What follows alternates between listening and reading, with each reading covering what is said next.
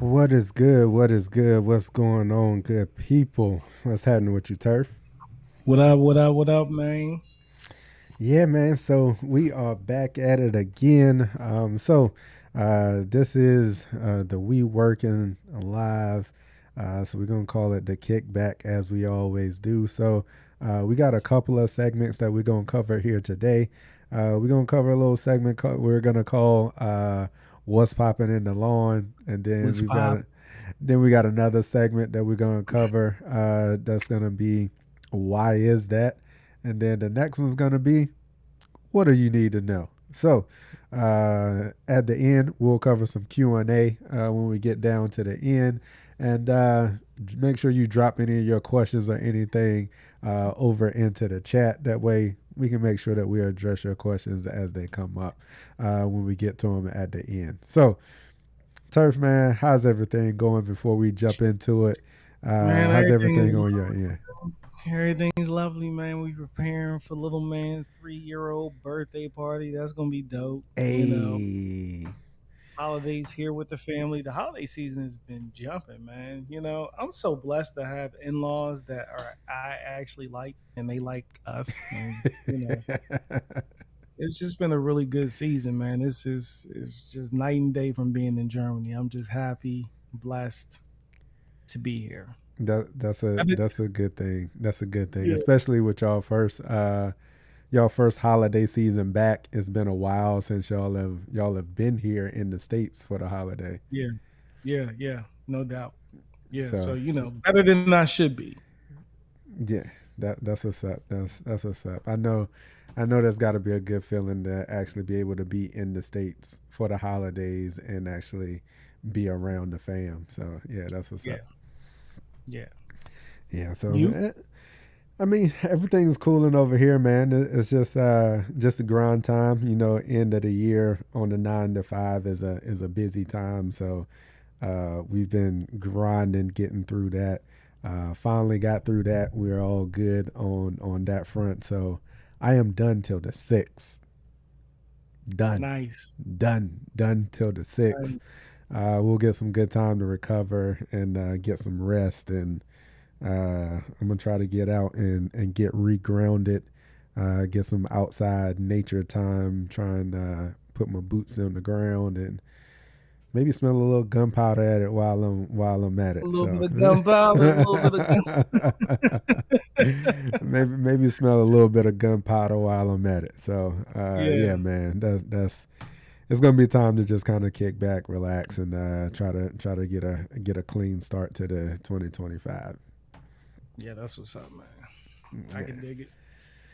That's what's up. So we're gonna go ahead and keep this thing moving. We're gonna cover. We're doing a little different structure here to the live than what we typically do, and we're gonna try and y'all let us know how you feel about the new structure, the new format, the new layout that we're gonna kind of walk through here, and we're open to some feedback. So we're gonna go ahead and get ready to jump into our first segment and it's gonna be what's popping in the lawn.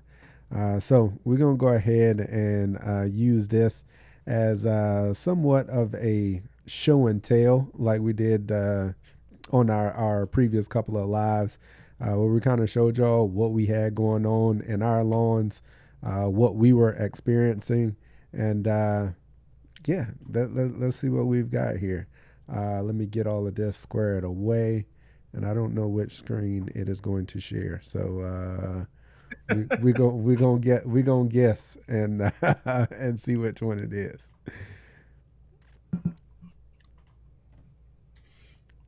Boom. Boom! It is the one that I thought it was gonna be. All right, so let me go ahead and get y'all squared away. This is where we're at. Boom.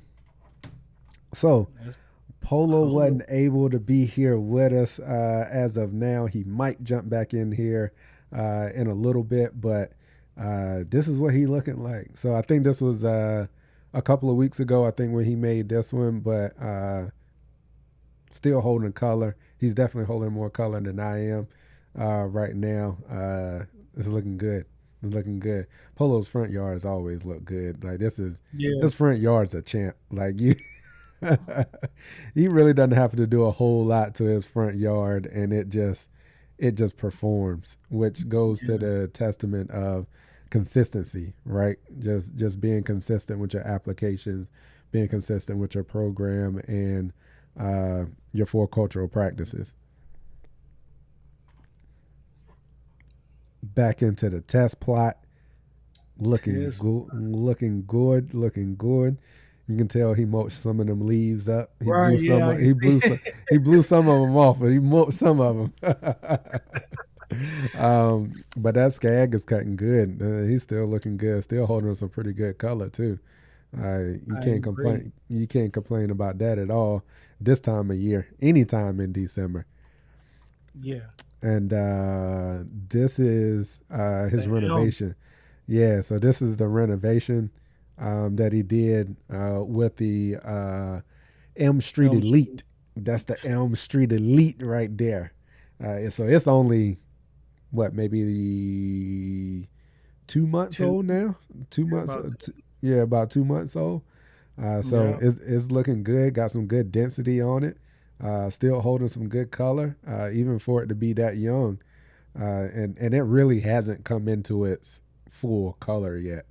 Uh, nah, at 2 months old, it's definitely not into its full color yet. Wait till that thing get jumping in the spring, and then next fall, whoo, yeah, yes, sir. it's gonna be looking good. It's gonna be looking good. Um, and then I think this was after they had got some snow. I think this was after all of that snow that they got. Yeah, Um, he and lost then some color there. yeah, you can tell from a couple weeks ago to now, and they got some snow, got some real cold. They got some real cold temps and a lot of wind. So wind's a big factor too. Yeah, I think, it'll dry you out quicker than yeah, anything. Whenever, yeah, I think it was Matt who said it. He was like, "Look, if you walk out, no, it was Ryan DeMay.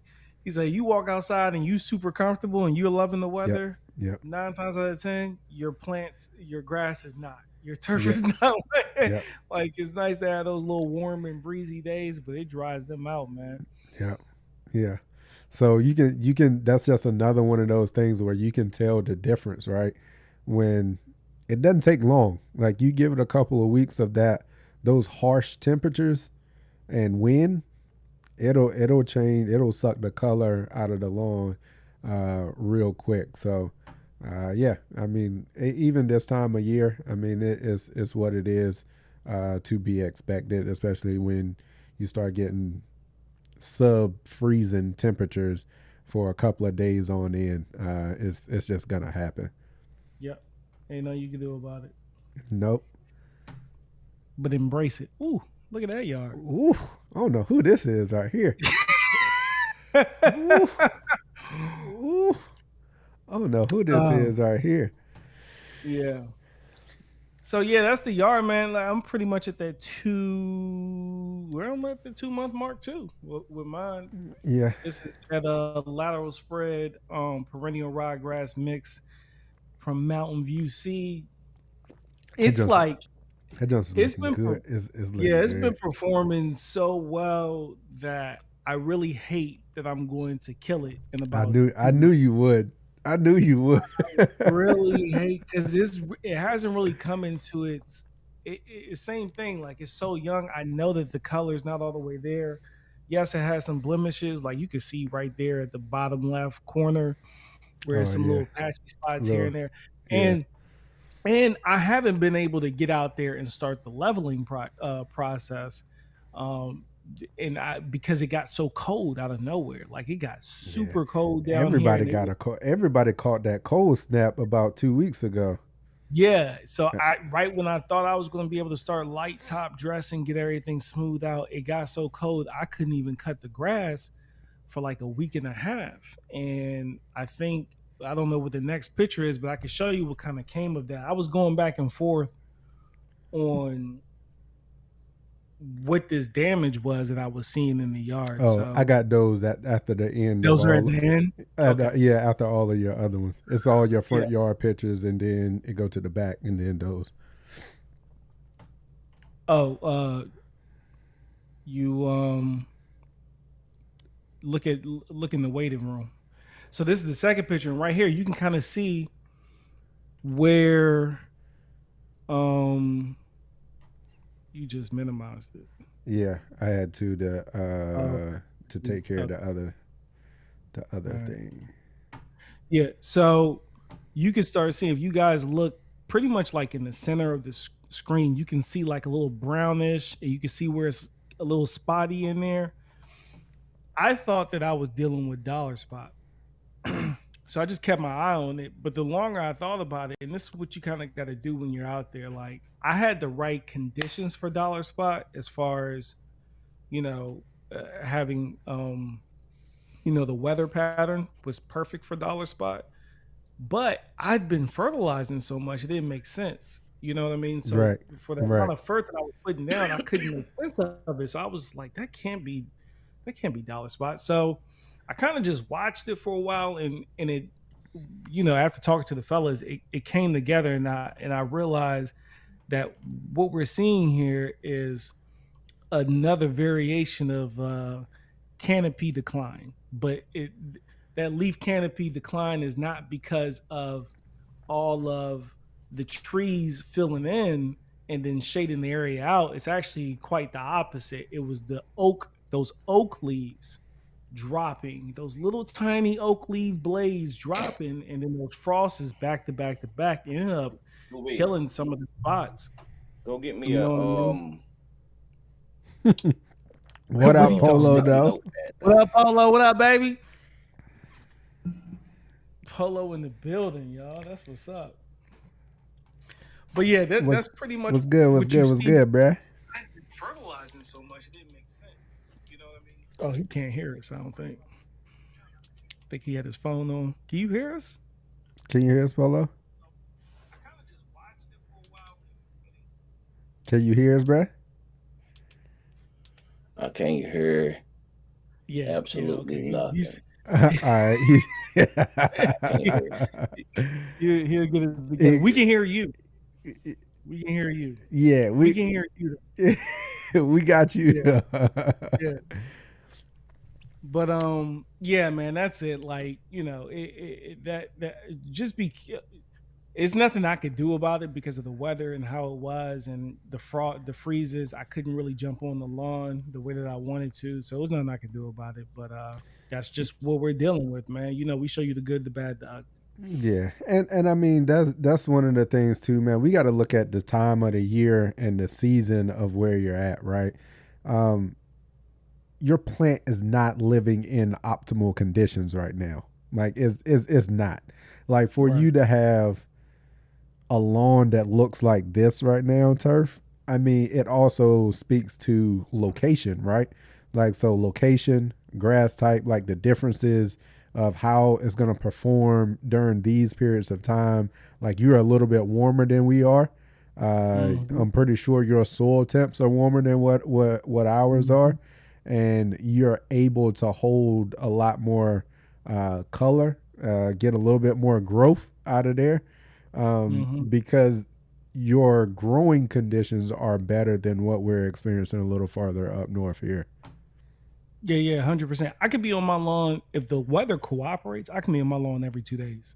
I just be giving it just a little snip, but we know when them blades hit that Yeah, grass, the yeah. blades hit the blades. When the You blade hit the know, blade.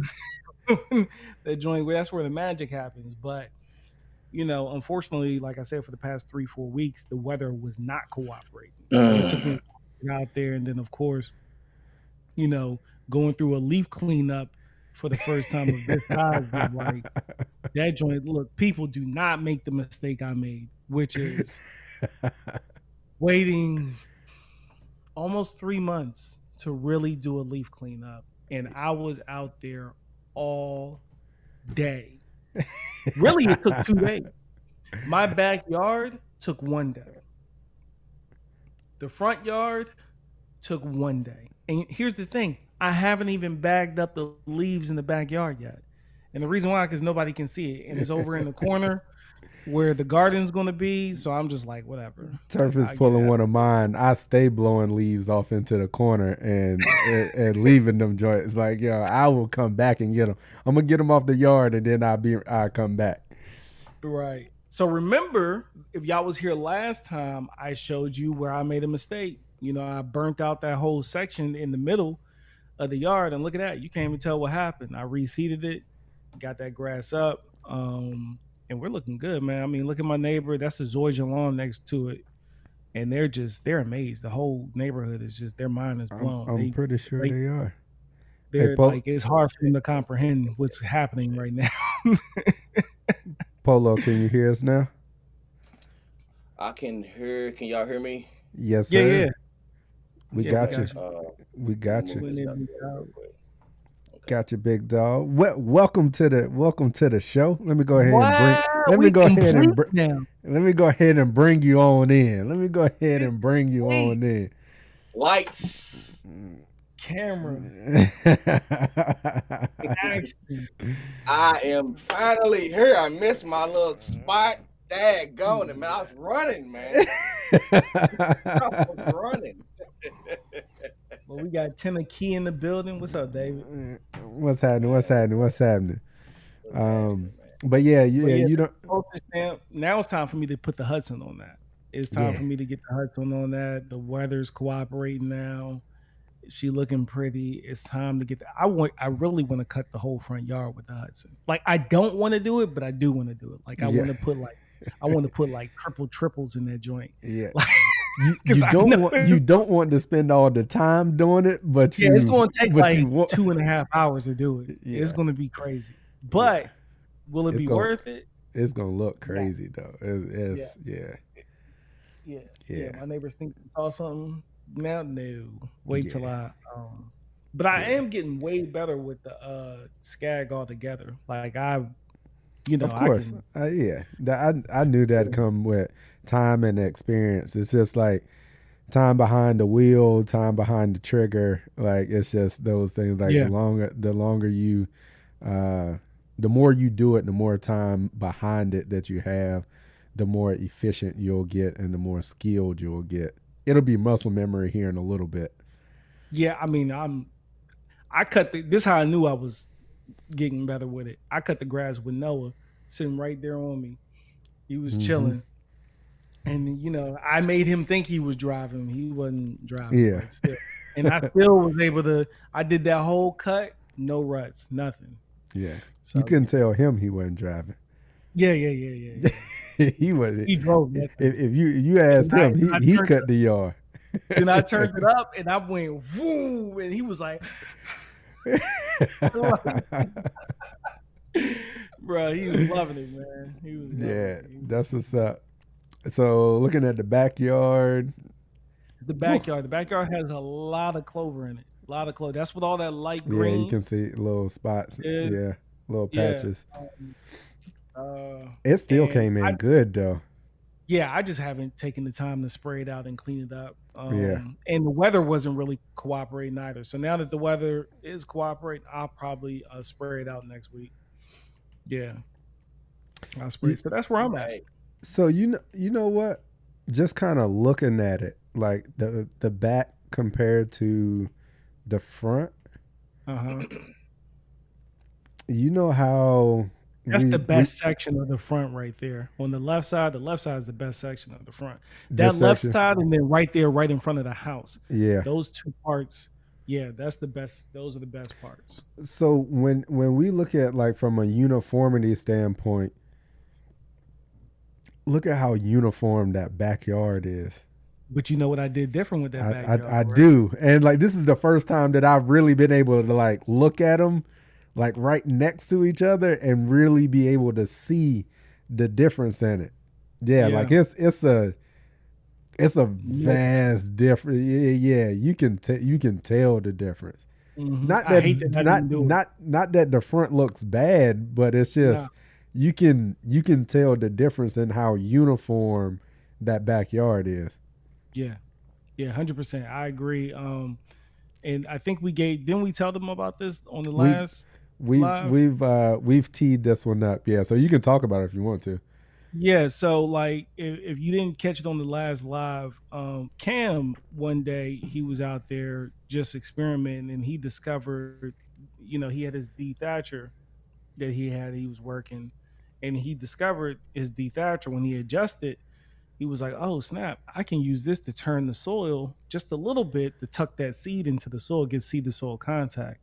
So what I did was I took my battery operated little power rate thing. It's not really a D Thatcher. Y'all know, Greenworks has one, Sunjo has one, Yeah, and I took that and I used that on the backyard. I'll be honest, I was real like concerned about it because I couldn't see. Like I would make one pass and then I couldn't see any the seed. seed's But gone. the thing was, I didn't It's know if just the gone. seed was, it was just gone, and I didn't know if the seed was getting stuck underneath it. But I went ahead and I trusted the process, people, because it was my first time doing. I was like, Cam said it worked. I'm gonna go ahead and do it. Literally, I was leaning in on faith, and I mean, these are the results. It looks way better as far as the human uniformity in the back than it did up front. And in the front, I used a wire rake. I dragged the wire rake around, and I did that on the whole however many thousand square feet is up front. What is it, 5,000 6,000 square feet, something like that.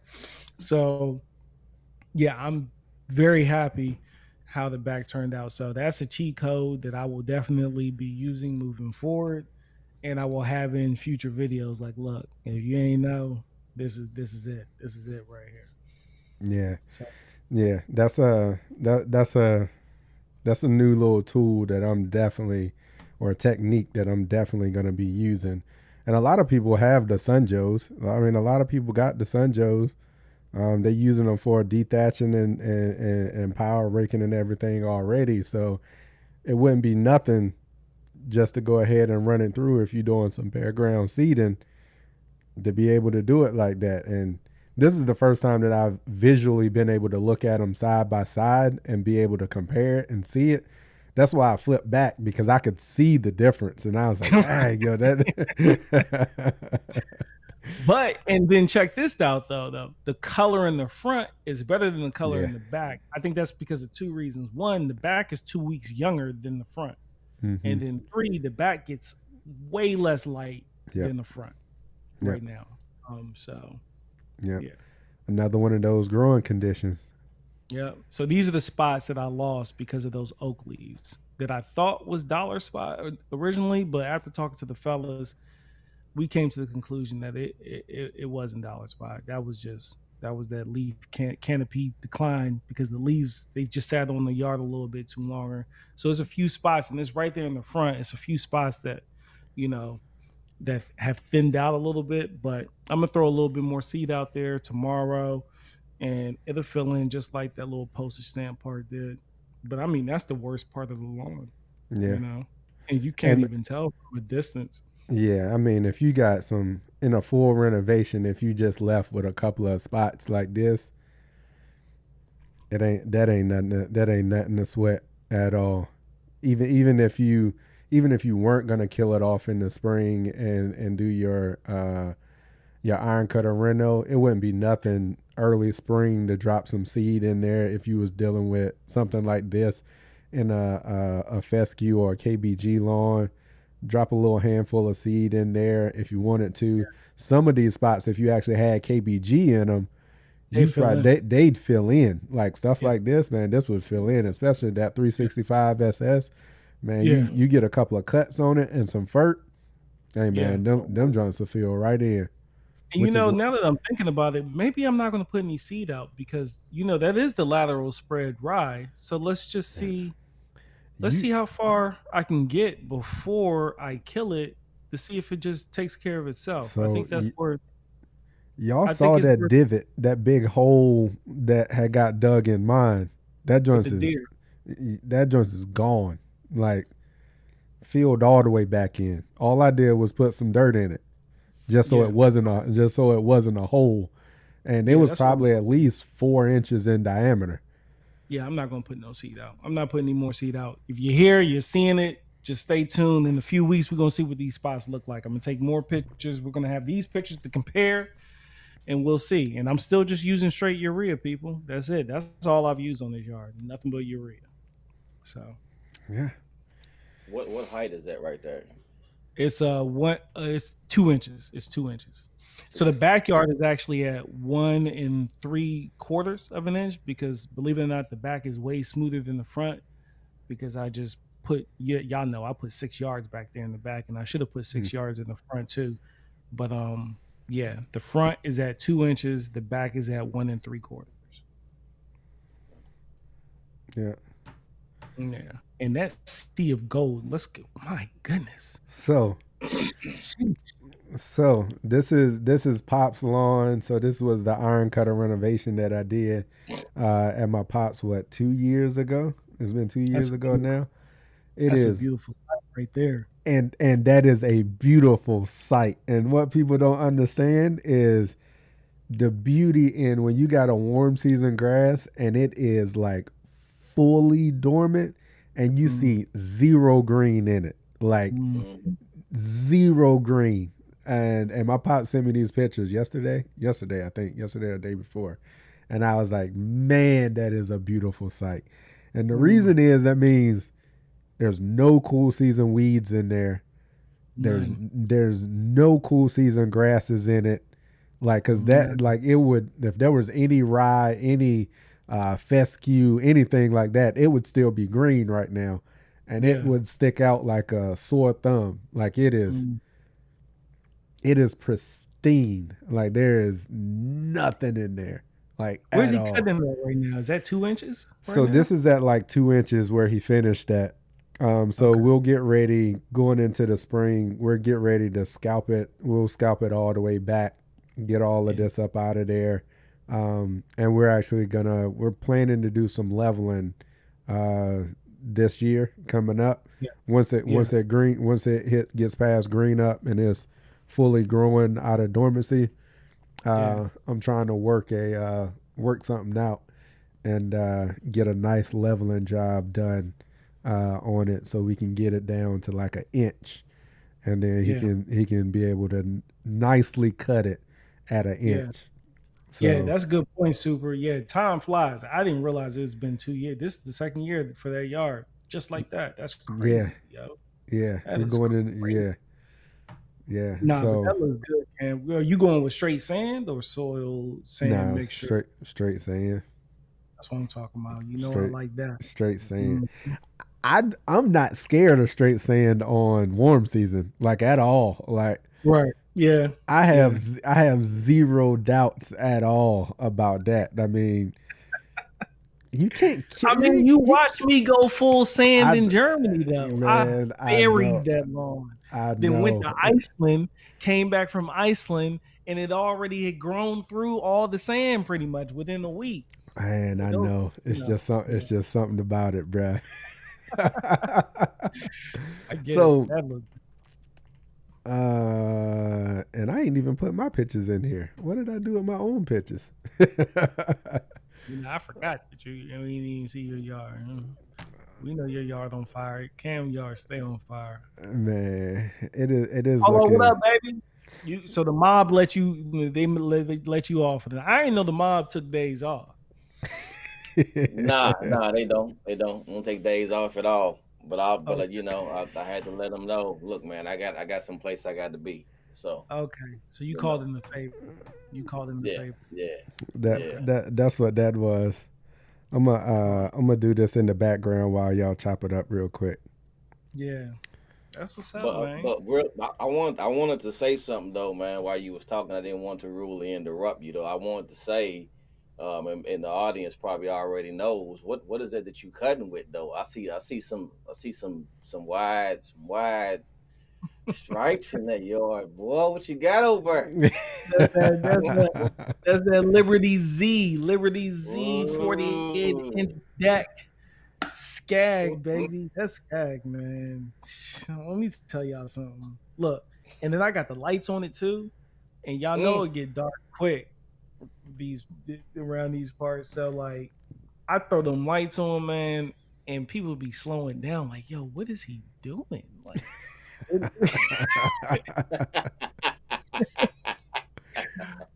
But they almost about to wreck, fooling around, driving past my house, man. But the dude the other day, Tim, one of my neighbors, he was like, "Hey," he was like, "Robert, listen, man, you're making us look bad out here, man. Yeah, I I need you knew to." that was coming. You know that was He's coming. like, he's like, "I need you to calm it down, man. I need you to reel that in, man. You done set the standard a little too high, man."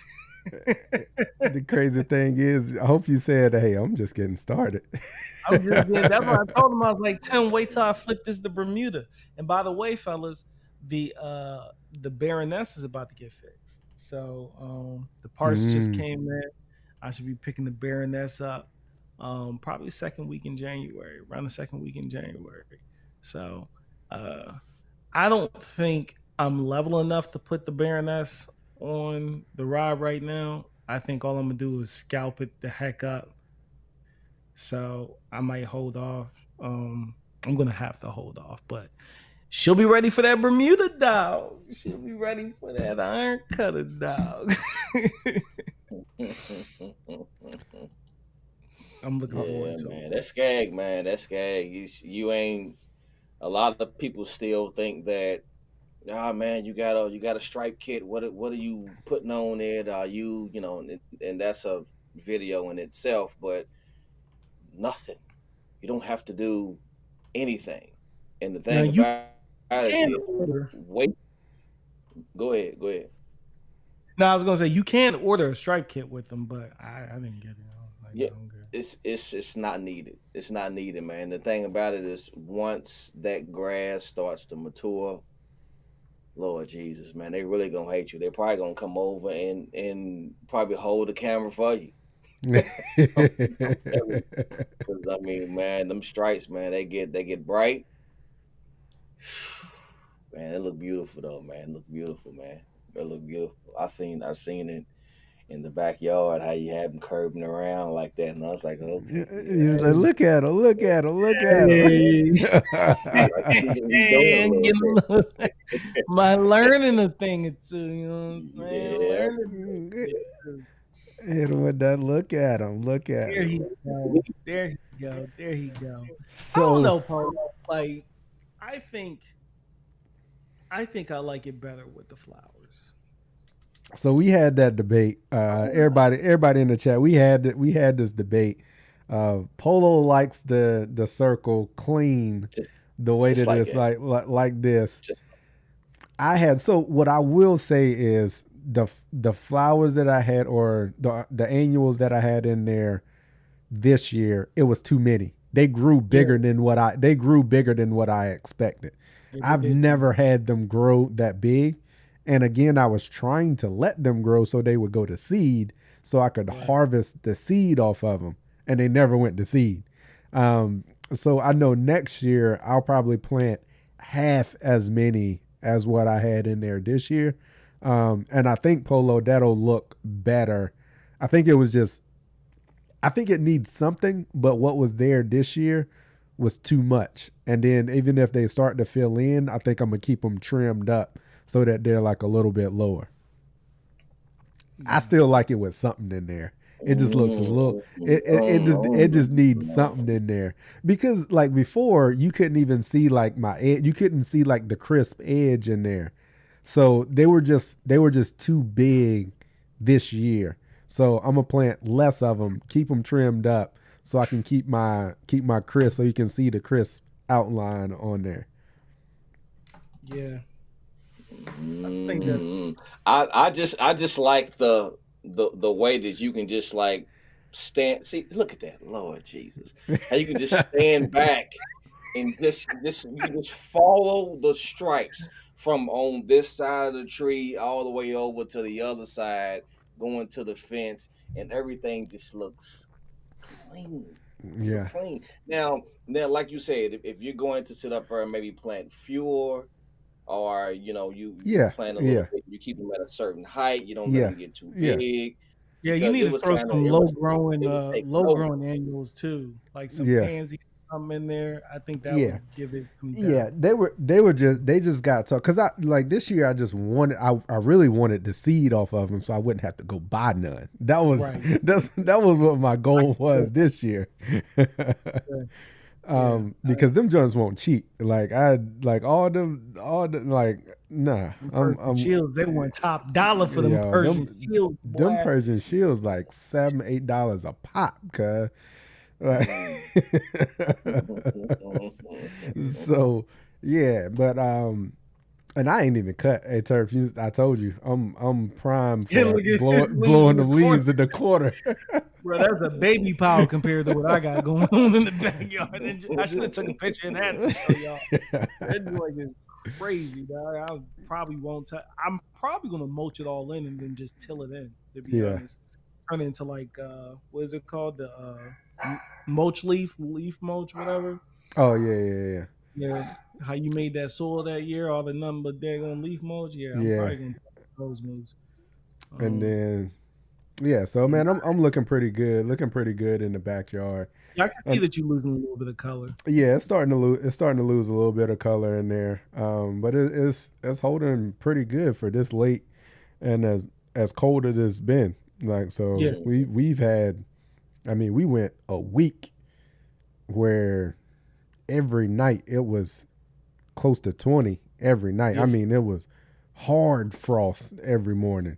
Like yeah, stuff was froze up around here. Like even yeah. like the ponds and stuff had started to ice over. It had been cold for so long. So to still be holding this amount of color, and I'm happy with it.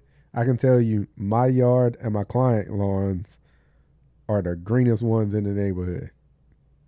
That's how it's supposed As to they be. should. As Ain't they should. nobody else got no color. Like nobody else. Nobody else. um and here's the raised garden bed. So it is coming in good.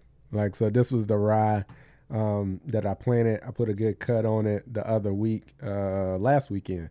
I actually cut it. Like so it's growing in. I'm keeping it covered like during the cold periods. I'll uncover it when we're gonna get one of them sunny days, them real sunny days. I'll uncover cover it so I get that good sunshine and photosynthesis going, and it's growing. I can tell it's growing, Yeah, and it's starting to Mm. fill in. So I'll keep getting a cut on it probably every 2 weeks or so, because you know as you cut it, you put that blade on it, like it starts to change. So, yeah, everything's filling in, looking good there. So I'm just interested to see how this is gonna grow, and how it's gonna perform on through the winter. Just trying to get everything filled in. I'd rather have something growing in here than it just be bare soil. And yeah, then when I get ready to plant in it come the spring. yeah. I Mhm. think you made the right move, man. I think you made the right move. I would even play with the idea of. I mean, I don't know how you feel about it, but shoot, when you go to plants in the spring, why take all the grass out? You know, I'm not. um, I'm just a leave it, I'm a I'm right and a see how it yeah. does. Now I'm they a are going. You're going to have to feed them more, right? Because that yeah. grass is going to compete for whatever you're feeding the plants. But the cool thing about that is vegetables and fruits, they don't need a lot of fert. Yeah. So I wonder if they would. I'm interested to see how that would play out. I I'm think it well. that's what I'm going to do. I'm gonna just interseed whatever plants that I want in there. I'm gonna just leave this here and then just seed into it. Yeah, Or yeah. I'm interested. I'll probably make sure I got starts before instead of Right. like I would growing plug in from start. I wouldn't try to I start from seed and it yeah, yeah. without I'm gonna clearing plug out the space for it. yeah, I'm gonna plug starts in, and then I'll still clear out a little space Mhm. for the start, and then go And you ahead can just and use drop. the rotary scissors and just like drop Yep, them in, and then boom, that's your hole for each plant because that's yep. about the right diameter that you're going to want anyway. And I think that grass will serve as a nice mulch, and then we'll be able to see how much that rye is spreading. Because is this the rye? This is all rye, right? Yeah, that's all right. Yeah. Yeah, so now you can see how much that lateral spread is really like how fast it's happening. So I think that's a nice little side experiment to run. That'd be dope. Yeah. Yeah. So something a little different, just for us to play with and kind of get some more knowledge, see what's gonna happen. Okay, So we're cool. gonna go ahead and move into our next segment right now. And Turf, you're gonna jump us off in why is that? Like Why is that? why is that? Why is that? So I heard something interesting a couple weeks ago, and it blew my mind because we're going to talk about dog pee spots, right? So Dr. Shaddix, if you don't know him, go subscribe. He's got the what's it called, turfgrass epistemology, Yep. understanding the why. How do we know what we know? That's what his channel is all about, right? And he had an interesting topic a couple weeks ago, or maybe it was just a week ago, and it was about dog pee spots. And I was like, that's dope that he's covering that because I felt confident that I knew why. And now he's about to give some scientific data to it because I've always just assumed what it was. And I assumed that it was a combination of nitrogen and salt that was doing the damage. Polo, what did you think it was?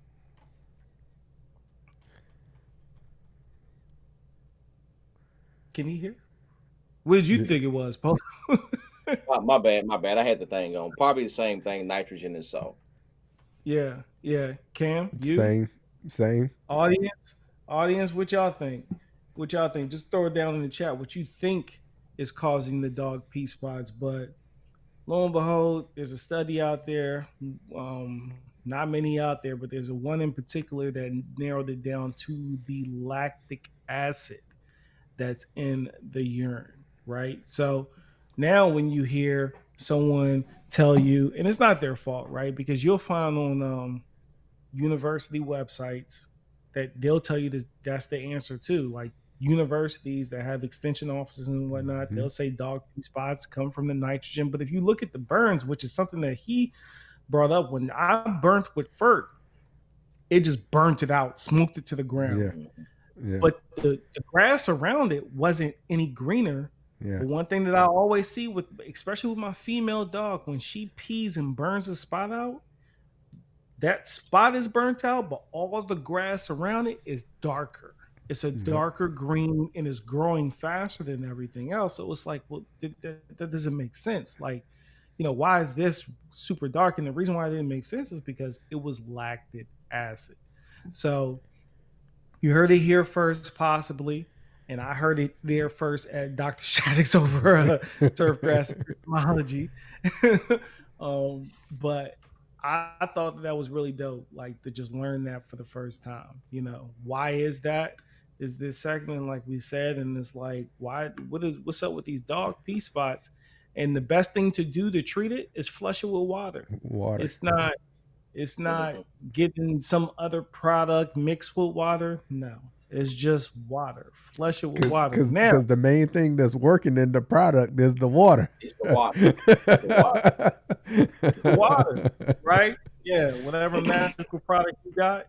Yeah, and then salts. See, yeah, you thought the same thing. Transition. Yeah, I Yeah. thought it was the nitrogen in the salts, and this whole time, it's neither one of those things. I mean, and to be honest, like that's, I mean, even if you went to, like you said, like even the extension offices and stuff like that, that's what they would tell you. Like the vast amount of information that's out there, anywhere that you looked for, would say either the nitrogen or the salt or both.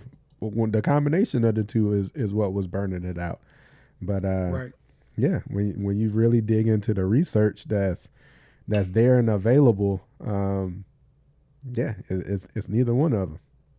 And then, of course, if you just showed up, I gave a little bit. This is new for us, so I gave a little bit of the why, what was going on with my front yard, those thinned out spots. That was because I was thinking it was dollar spot, right? But dollar spot isn't going to be prevalent in a lawn that's catching a pound of nitrogen a month, right? Like that just doesn't make sense. Yeah. So, Mhm. and then it couldn't have been melting out, was the second thing that I was thinking, because conditions was kind of prime for that as well. Because Polo, the freaking fungicide doctor, he was like, "Nah, man, like you would have seen that stuff go yellow orange, and it would have been that way for a while before it would just melted all the way out. Like that's the last stage of it." And I was like, okay. So then I was talking and Cam was observing. He was like, I think it's the leaves, because those oak leaves are little thin blades, and they can get tucked on top of Mm-hmm. that grass. And when you look at the patterns, they look splotty, splotty and, Mm-hmm. and patchy. And that's really what was going on with the yard. That's what now I went ahead and treated it just to make me sleep better. And I went ahead and hit it with a fungicide just to help me sleep better at night, but I don't think it's a fungus. And if I was wrong, at least I got an extra layer of protection there. And we'll just see how things play out moving forward. But that's all I got for why is that. Polo, you got anything? I wanted to say what I am going to do with one of my customers is um, run a test on it. You know how we always try to back up everything and then make sure all the T's are crossed, all the I's are dotted. And I have two customers. Well, I have a few customers that have pets. One of them, a couple of years ago, I recommended that to them as far as whenever their dog would go outside because they would have the same thing, had sea damage here and there, and I would just tell them, hey, just when they go out there with them. You can go out there, go pick up the poop anyway, and then when they use it, just to have you a little can of water and flush it out. No spots at all. I have another customer whose lawn that I just renovated. They're giving their pet some treats that got something in it or whatever it is. Y'all know when y'all, hey, this is when you go to the store, this is what's going to Mm-hmm. stop the brown spots, give your dog this, do that. They just ended up getting and I'm gonna see if they're gonna be if they're gonna lean in and do it. Yeah, I'm gonna see if they can sit up there and give one pet the treat, the other one don't. The one that you don't give the treat, wash it out. yeah, The one that you do give the treat, just let them continue to keep doing what they're doing and yeah, see. You see where I'm going, but kind of yeah, see yeah, what yeah, we see what you look what you end up with, Yeah. and yeah, I mean they by the time we get into April, they'll be able to know for sure because yeah, if that is going to basically hold and stand and be true, then you ain't got to go to the store and go buy all of these products and go do this and go do that. If this is going to work, is that's going to work? And like Cam, like you said, and we already knew from the jump, the water is what's going to flush all of that off anyway. Mm-hmm. yeah, Instead of you sitting up there buying this product and thinking that this product is going to work, no, you're really just donating to another company, you know. And yeah. it, And and the, it's So and and it's the in a lactic acid, my bad. nah. Go ahead. The lactic acid actually it behaves much like glyphosate. It's a Mm-hmm. systemic. It comes in mhm. contact with the leaf blade and it's absorbed through a contact. Like that's how it actually happens. And it's also worth mentioning. Remember, Ken, when I kept saying, "Man, these dogs didn't burn up the yard Yeah. like this." Was it when I was in Maryland, right? Yeah. Guess why that is? In Maryland, 90% of my yard was what turf type tall fescue. Yeah. Guess which grass type has the Is most most sensitive. tolerance to the Yeah. has the most tolerance to the Fescue. lactic acid? Fescue. Fescue. Yeah. Guess which one is the most sensitive to it? KBG and rye. KBG and bent grass. But in the Yeah. order Yeah. respectfully is turf type tall fescue, rye, KBG, bent grass. In Yeah. that order, most least sensitive to the most sensitive. Yeah. So in Germany, my yard was 80% KBG, and every time that little girl would go pee, it would burn it out. It was so irritating. I couldn't for the life of me figure it out. I was going behind her and watering it, was still smoking it out half of the daggone time. But that's why those grass types turf type tall fescue is way more resistant to dog urine than your Kentucky bluegrass and bent grass. Bent grass can't handle it at all. Yeah, and But they even narrowed it down to certain cultivars that were more yeah, tolerant yeah, than others. So that was an interesting study because like the way that they broke it down, they actually broke down the components of the urine and yeah. Each treated single one, line by yeah, line. yeah, and treated Figured them to out the combination of this and that. Yeah, y'all go check that live out, man. Matter of fact, while I'm gonna go find it. I'm gonna drop the link in here. Y'all go yeah, check it man. out. Dr. Shaddix, man, and the thing is that he'll say this. He was like, I'm not the one that's creating the information. Like I'm not doing all of this research. He's like, I'm just bringing you the information that's already been out there. Like Mm-hmm. this is readily available information. Some of it is behind. You got to have a paid subscription for some of the articles and stuff, but most of the abstracts to the articles are free and open source that you Yep. can go read and get majority of the information that you're looking for from those articles. But yeah, man, y'all go over there and check out Dr. Shaddix over at Turfgrass Epistemology.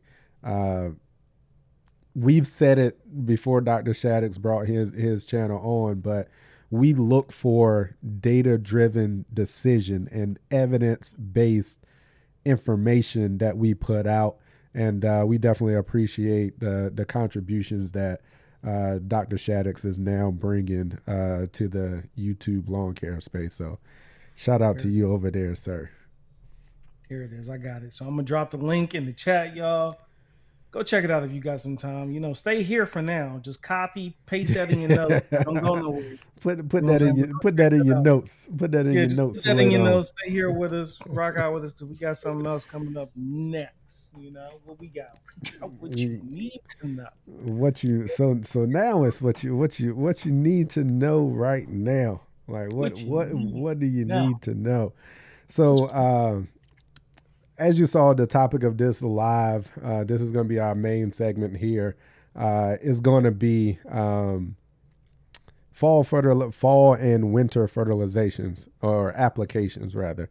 We are now into the winter starting today, or yeah, today, 420 today. I think we entered into the winter season. So we're gonna kind of talk about fall applications and things going through the winter. What are you doing? What should you be doing? What applications should you be making to improve your lawn come the spring?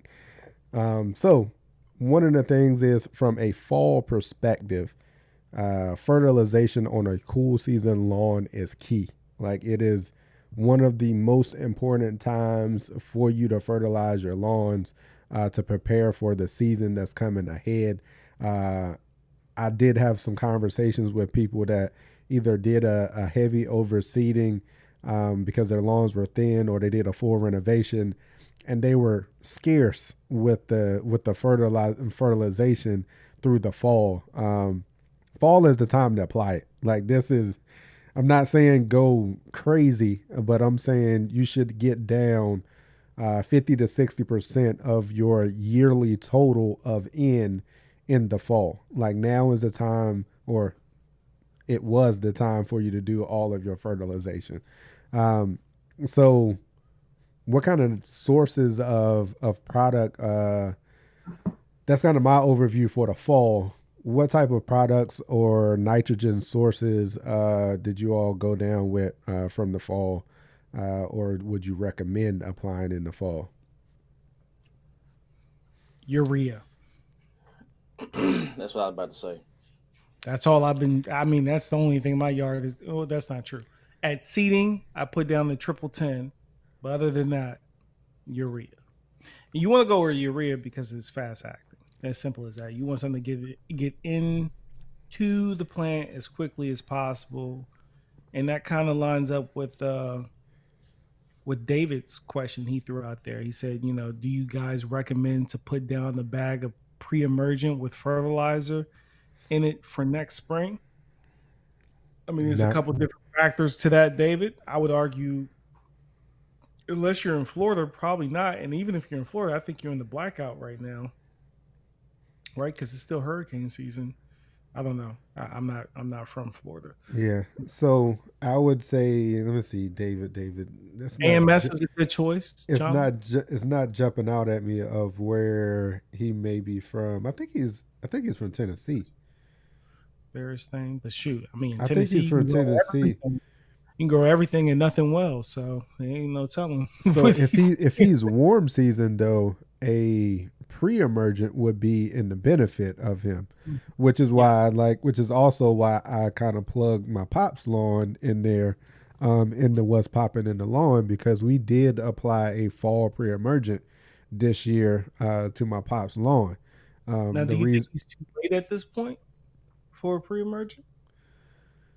Because I didn't do a pre-emergent this year, but I seeded, so I haven't yeah, even really into yeah, it. I'm still, it would have been out for yeah, he's in you. Out, Nashville, Tennessee. Boy, you yeah. good, kind of good over there. That boy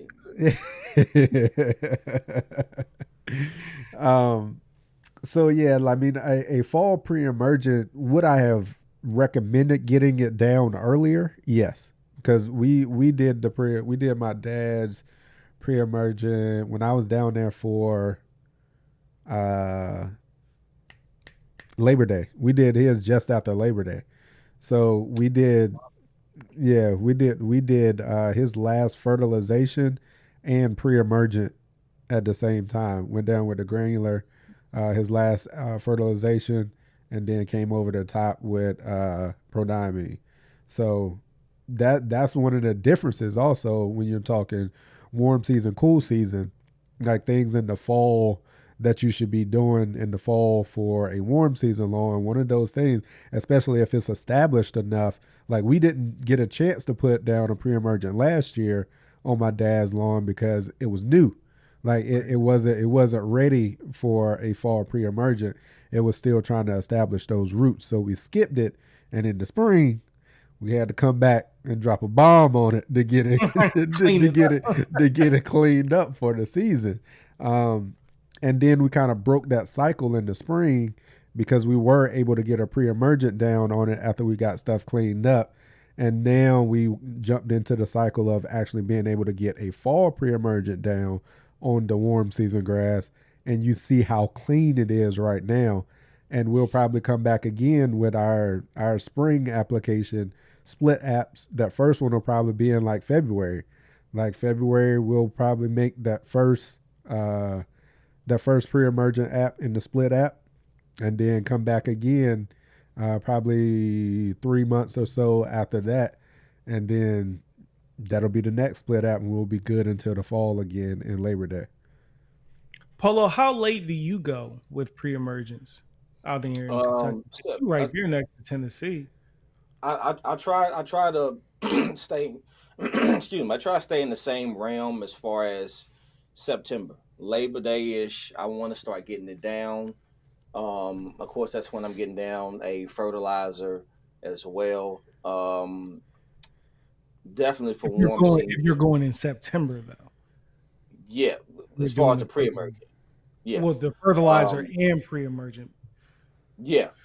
Right. But I try not to dive deep into like October, so to speak, because our temperatures here are crazy. We can get all seasons in 1 week. Yeah. So I try to keep it early in that period right there, and like in that September range, October range. I don't go any. I try not to go any later than that. Yeah. But I had sent something to David, and I didn't ask him. I comment on it. I didn't ask him what type of grass that he had, but Cam just kind of answered it as far as for warm season. Would you going down with your pre-emergent Yeah. in September? The only thing that I would say is well, the reason why, because he asked, what did he say? Can you put it down in the spring? Yeah. Well, Uh, no, start not with in the spring. He wanted to put it down for the spring, and I think He commented later on that he was saying he in the spring. He was saying he was mentioning in the spring.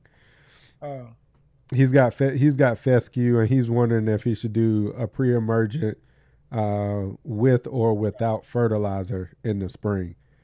Oh, in the spring. Okay. Yeah, Because I was gonna say, if you got warm season grass, pre-emergent. I mean, at this point, you might as well wait until February, from what yeah, I'm hearing from y'all, right? But then if he had cool season, he should probably be fertin if and forget using the pre-emergent, just use a post-emergent because you should still be growing to some extent, depending on what you got. You know what I mean? But I know that weather swings crazy. My bad, yeah, Polo. Go ahead. No, I don't. you're fine. In February, they're going to be, of course, they're further south. They're going to be growing before we are. Yeah. So, yeah, if you didn't already, you should have already put one down. If you didn't put one down, and you see some type of cool season weeds, then that's when you do want to sit up there and go out there with a herbicide then, and just go ahead and take care of them then. yeah. But the And he's got A post emergent or a pre emergent? a post emergent, Right. because And yeah, since we're in you're the going to be winter, we want to be using the ester base herbicide. ester base, Remember that. yes.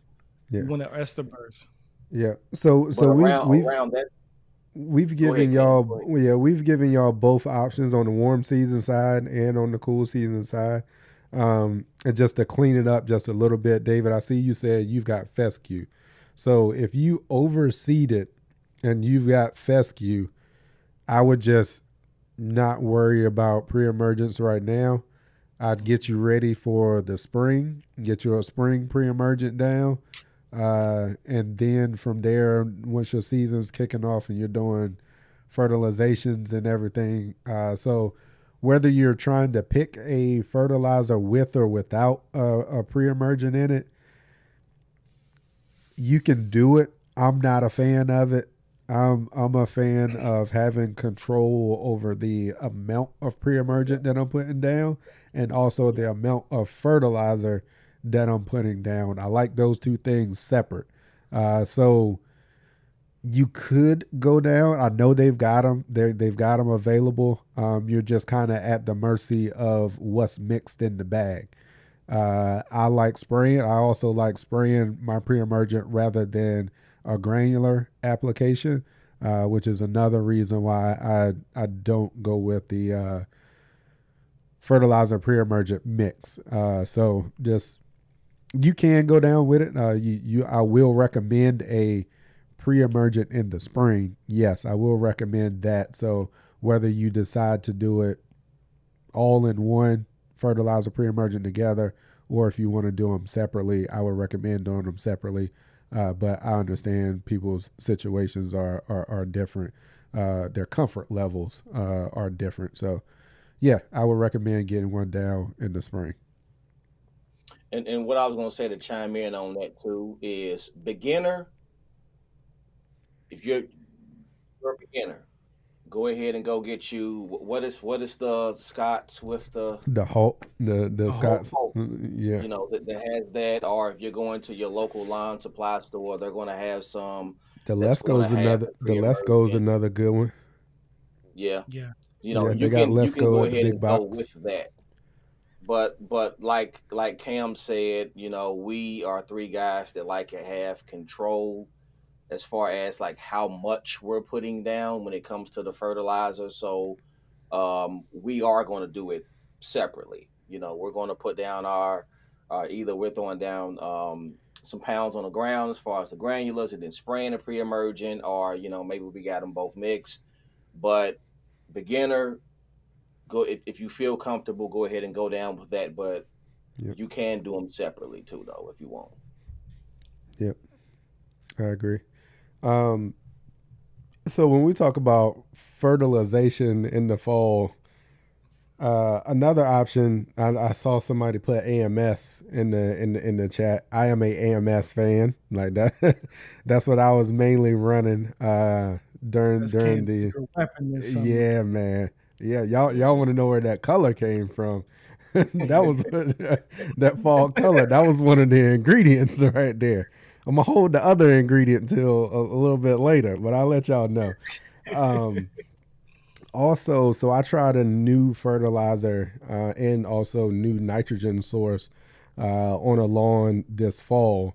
Uh, it was from Yara. It was ammonium nitrate.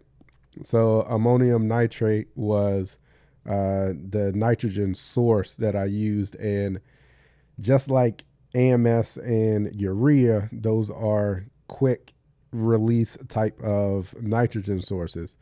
The thing is nitrates are one of the quickest absorbing, uh, one of the quickest absorbing nitrogen sources, being that it is readily available for the plant to take up. Like it doesn't need to be transformed or made into any other source that the plant can take up. It is readily available for the plant to take up. So it was a late lawn that I got late in the season, and my applications, final applications, were later in the season than what I would typically do. So I wanted to make sure it got into the plant as fast as possible, which is why I went with that nitrogen source. And Super And TA, you would as you, melt that down. yeah, and you can melt that down. Yeah, the one that I had, I wasn't able to, but there is a source that's Yara does have a source of it that you can Oh, melt not down. Yar. I wasn't. I was thinking about AMS Oh yeah, because AMS. Yeah, I sprayed. Yeah, I melted my AMS down and sprayed it. I was what was spraying your it. cheat code? What'd you do? You went and got a busted bag. Oh yeah, yeah. I'm a busted. They Yeah, call me busted bag boy. Hey man, yeah, yeah. fertilizer busted bag boy. Yeah. That's what y'all need to do, man. That's the Cam cheat code. You go to Home Depot or Lowe's, you find a perfectly fine bag, you bust it open and take That I it ain't down. say. Nah, that's not what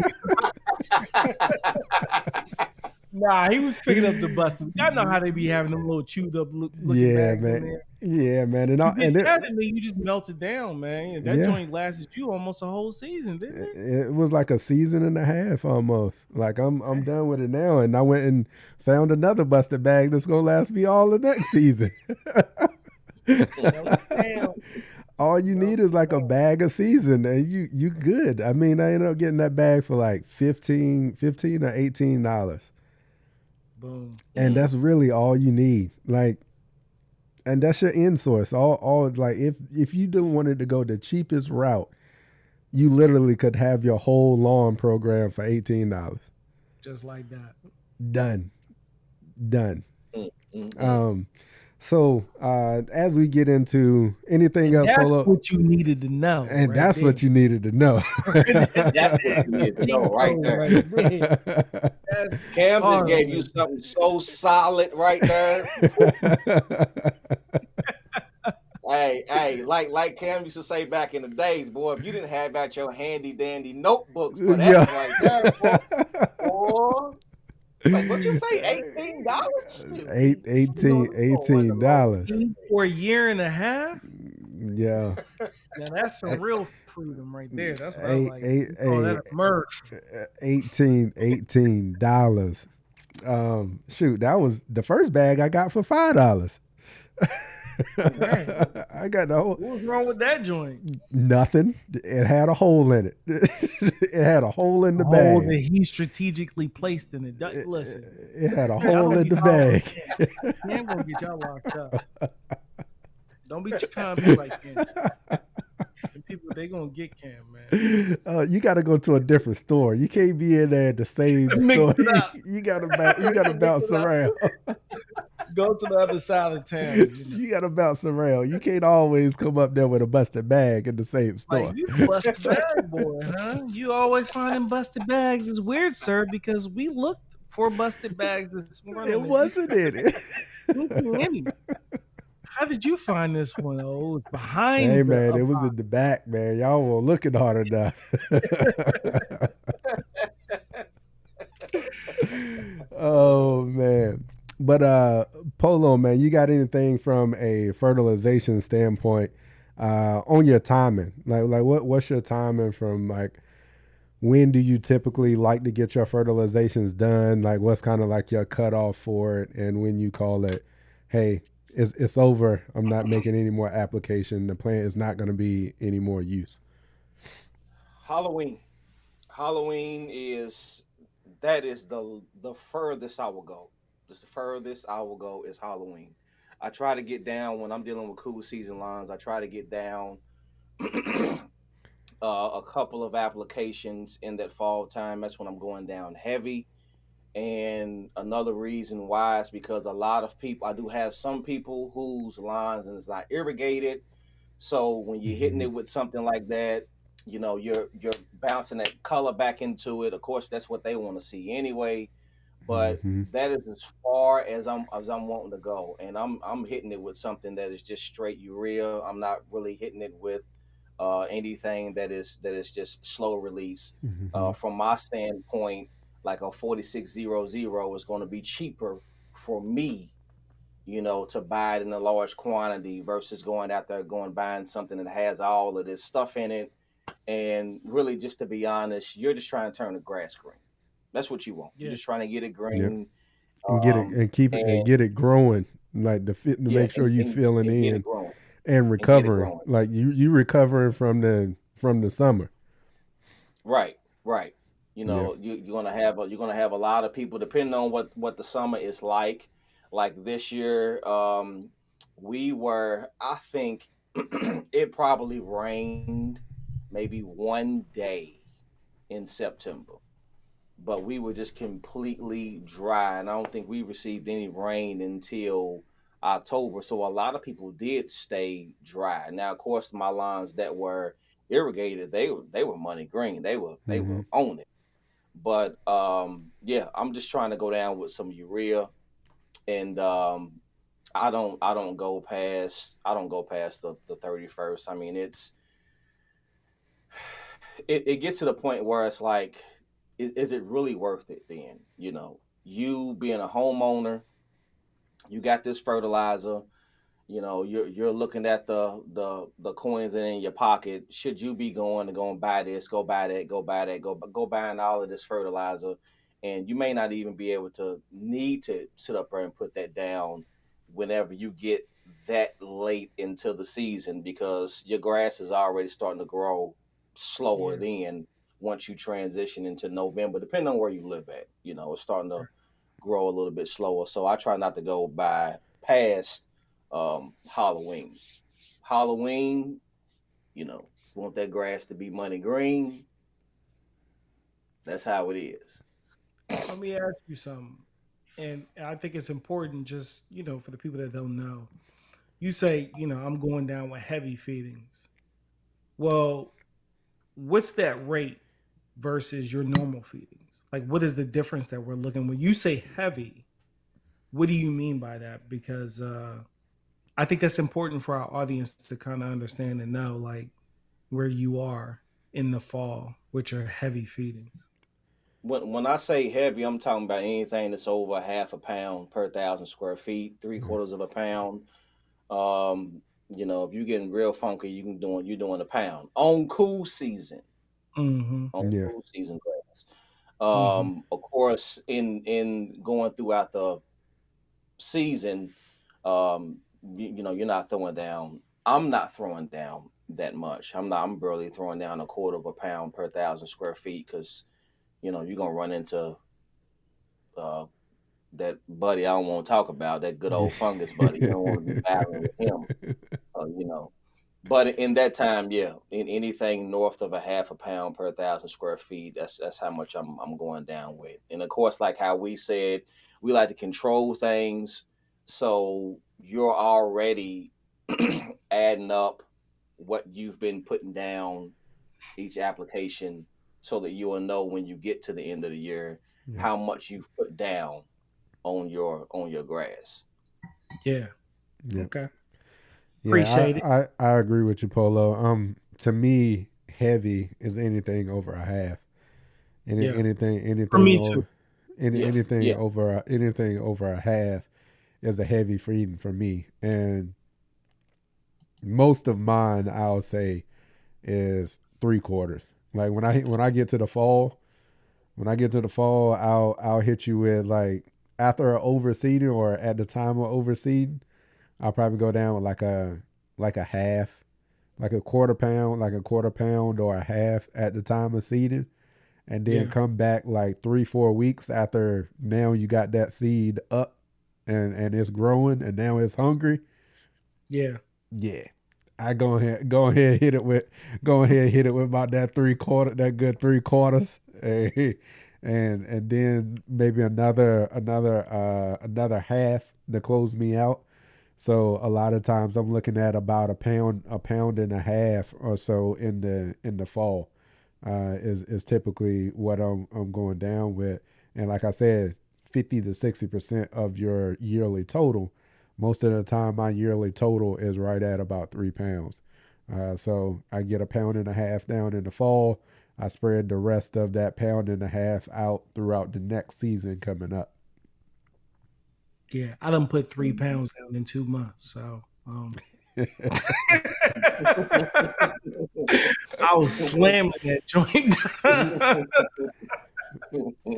And the crazy thing is like you still gonna be growing for a while though. That's You probably, I mean, it's I don't think fed. it's gonna.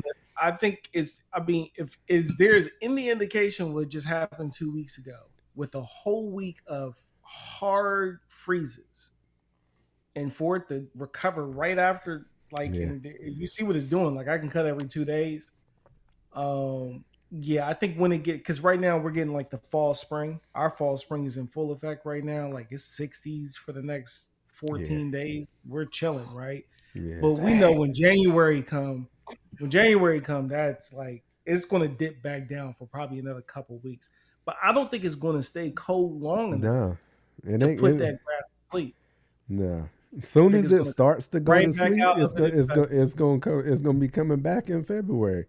Right, Because right, and then I'm my pops and them is gonna start warming up in like late February ish, that March time. You gonna about get to start say, getting them warmer. You gonna start getting them freak warm days in that March time frame. Like yeah, it's gonna be waking right back up. I'm gonna start putting her down in February. So it's Oh gonna yeah, be yeah, Yeah, February they probably they should mid they February. I'll should get. probably put my first app down on it because since I haven't been able to get after the leveling like I truly wanted to this fall yeah, winter, I just pivoted and I was like, you know what? When I burn it down, I'm just gonna bring in probably a good 6 yards of soil, and I know where my low spots are because I've been yeah, mowing it for the past yeah, 2, 3, 4 months, and I'm gonna just do it that way yeah, because you know, yeah, I'm in South Carolina, Grace. That's where I'm at. yeah. That's We where I just live. gotta we just gotta time your burn down with Mhm. sprig Oh, availability. yeah. Well, Mhm. I'm not really worried about that because I'd rather be too early and be sitting with a bare lawn than waiting too long and then now I feel rushed. You know what I mean? You won't be rushed, man. You got plenty of time. But see, I the don't way that think you need to burn it down in February. Is what I'm getting. Is what I'm getting at. You look. first application late That's February is one thing. Like the end of February, that's when I put my first app down. Because remember, I want to bring in 6 yards of soil. I want to roll that in. I want to it like ain't that's it ain't that gonna take process you. alone. Like when March gets here, April gets here, I want to be ready to roll. So for But me to put my first app on it at the end of February, maybe I'm 2 weeks early. you're a We'll little see. early. You about a We'll month. You about a month or I'm so ready for early. this day going Bermuda. That's what I'm saying. because Let's go. because like the earlier you get that Bermuda down, like that's the other thing is like the earlier you get it down, like if the weather is not like prime and like nice and warm, It's gonna move slow. it's gonna move slow. It's just gonna have a slower grow in. Like Well, shoot, you just gonna have a slower grow in. That's why I was like, yo, wait, like when we did my pops joints, it was you wouldn't do it until July, right? That's when you we did did it. it. We did it June, June 6th. We did it June 16th. June. Yeah. June 16th. But when you start killing it, you started killing it in April, May. I think it was May. May. Okay. I think our first app was early May. So it was like a month and I a half. wait. It I was like wait a until month and a May. half burn down. It's gonna break my heart to kill that joint and start waiting. You Oh, know how good it's gonna oh look man. in May. Oh yeah. Especially when you striping it too. Oh Lord. wrong. It's gonna look so good in May, man. That's why you want to kill it so early. That's the reason why Right. you want to. That's the reason why you. Now we get to the bottom of it. That's why you want to kill it so early. Get that joint out of there, dog, before it starts turning the corner, and I gotta. It's gonna hurt, man. You don't want to see it at its prime. That's what that is. That now we get to the root of the problem. Yeah, nah, Grace, we not getting no snow here. If it is, it ain't gonna stick. Like they don't. Nah, I not don't where even I'm see at. nothing. I know Not Super. You asked me if I was getting some. I don't see none outside either. So, yeah. um, winter applications. Anybody got anything down for the winter or planning to put I anything mean, down for the winter? unless you're a cool season yard below South Carolina, you probably shouldn't be doing any winter applications. And if you haven't gotten a pre-emergent out, from what I just understood from you guys from the warm season location, you might as well just wait until February at this point. I mean, if it's Yeah. really bothering you, run a post-emergent. If you got the temps for it, ester base, and you need to have at least 60-degree temps during the day to make that count. Um, but yeah, that's what I would say. You? No, I don't recommend anything for the fall, for the winter. I don't see a need, especially like if you're in the area where your lawn is starting to go dormant. You've got a loss of color, like you no longer have growth. Um, no point in putting down fertilizer, iron, none of that type of stuff. Let the lawn do what it does. Let it rest. Let it get a break. Um, keep the leaves off of it. That's one thing that you can do is keep the leaves off of it, so you don't get damage that way. As far as applications, You clean can your paint it yeah, well if that's your No, thing. if don't do it. Don't do it. Hey, the golf courses do it. I can appreciate it. You know, I've been getting into golfing lately, y'all. Just letting y'all know. You know, I'm pretty daggone good. I'm surprised on how quickly I'm picking it back up. But the greens they paint it. You know, they look good. So you know, if that's your thing, I ain't yeah, mad at you if you gonna paint it. I wouldn't do it. I just. yeah, yeah. So that covers anything else on that topic from fall and winter Nah, man, I applications. think we can slide on some of these questions in here. Some good ones in here popping up. So Yeah. All right. Let's go ahead and hit these questions up. See what we got in the in the see what we box. got in there. All right. Let me scroll down. See here. Boom, boom, boom. Let me know if I miss anything because I'm gonna scroll pretty quickly. What's good, K Weaver? I see you in here as I'm scrolling down. Henry D. What's happening? What's happening?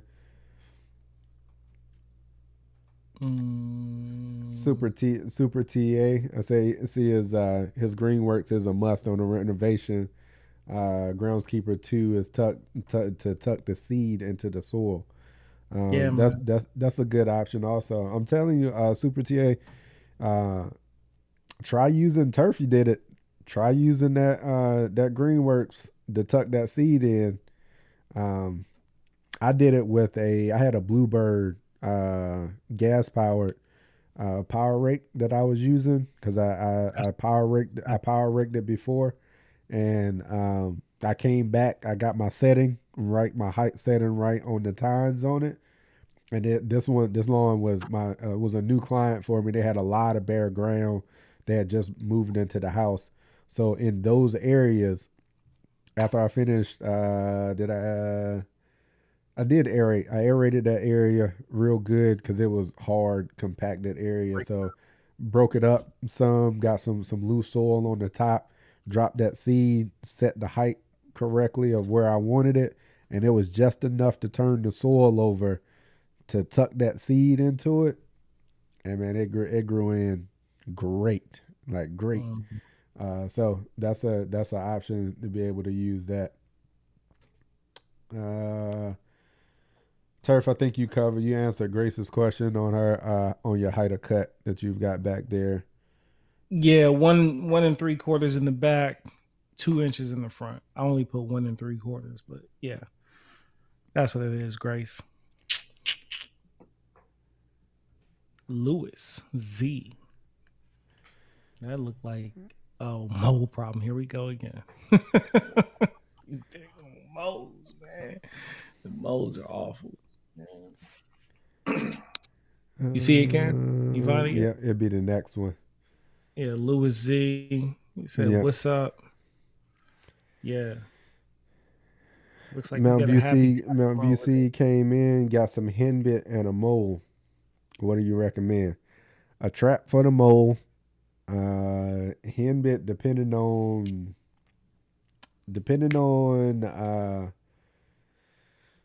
what your temps are looking like and where you are. It may end up being a spring application for you to clean up that henbit. It's real easy to get it taken care of. You can either go with that triad. You can either get that with triad, or you can get it with that speed zone. Speed zone to knock that henbit right on up out of there.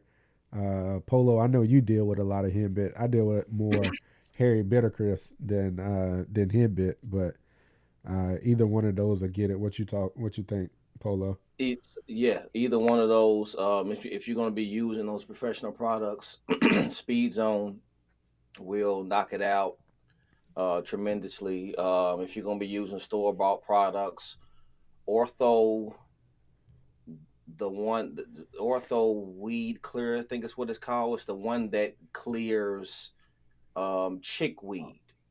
That one right there is the one you want, because that one there is the one that has it passed my name, the active Chickweed. ingredients. Is Is it it with Uh, It ain't Carfincher's on, is it? oh, oh, No, I think it's the poor um, man's I cannot think of the what's name the of it. expensive stuff that takes care of Bermuda? Pilex. No, Pylex, yeah. but not Pylex, not Pylex. Right. But it It's has Other the one. the it starts with a T, right? Esther Triclopyr. No, no, Triclopyr. yeah, There it Triclopyr. is. Triclopyr. Boom. I knew it was Triclopyr. I Uh, knew that's what you're talking about. Yeah. um, but Triclopyr. you can use that, like if you're using store bought products. So the Use ortho that has the triclopyr in it, that's what you want to look for. Yeah, and it should say on the bottle, And it's it takes care of chickweed. You're gonna see that word Turflawn Ester. chickweed on the bottle. Yeah, yeah. There we go. Turflawn Ester. All right. Triclopyr. Grace, will I continue to mow the back low? Not as low as what I did last season. Last season I was at an inch and a quarter is where I was at last season. I'm at 2 inches right now. Was a little taller than 2 inches because I ain't cut it and I don't know when. And it's it's done growed a little bit. So 2 inches is where I've been this fall, and that's probably gonna be my height cut for all of next season. Because I think it's a good middle ground of where I want to be. Because that 2 inches was she was looking good this fall. So I'll be at 2 inches.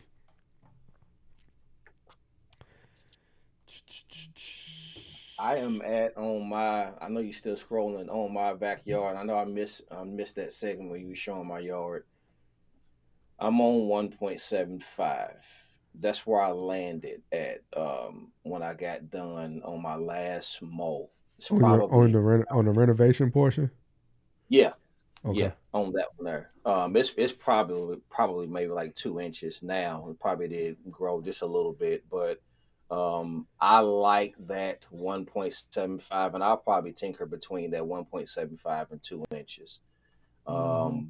There is one time that I did cut it to like 1.25. I didn't like it, so I bumped it back up, and But you didn't like that it because you was using that rotary mower. That's why. exactly, I'm being serious. exactly, If you exactly. weren't using that rotary mower, you would have loved it. Yeah. We So might we might fix that this season. We might fix that this season. I'm telling you, it's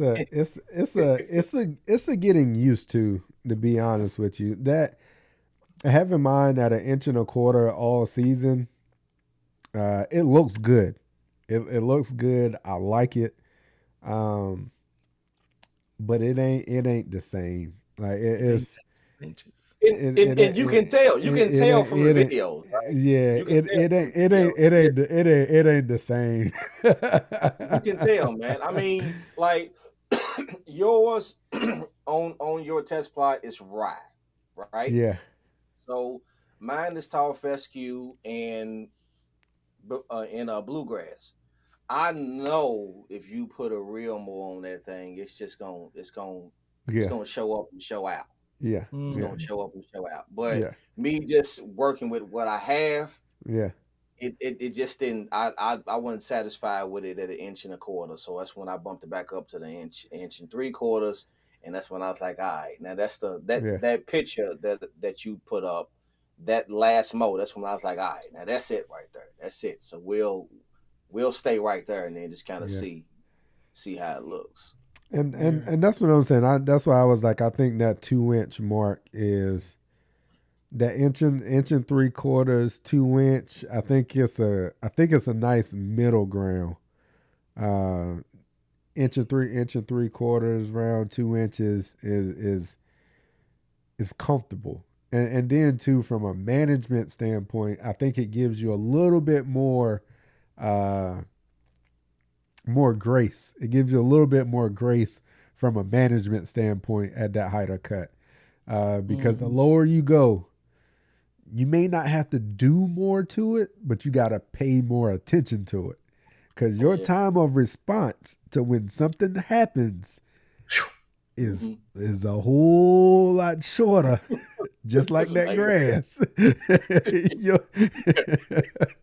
your Yeah, you time finally got a little bit of taste of what I dealt with in your Germany, t- bro. That joke your was time crazy. of response, you ain't got a whole lot of time to wait four or You got about five, 72 hours. 6 days, and it was like, oh yeah, I'll get to it.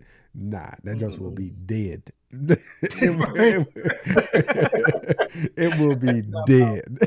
72 hours, you need to be executing, Yes, not yeah, 72 hours still trying to figure it out. No, no. you should have figured it out on the first day, came up The with a first plan on the 24 second hours. day, and then hmm execute on the third day. hmm That's what you need to be doing. That's what you Yeah, need to know right yeah, there. yeah.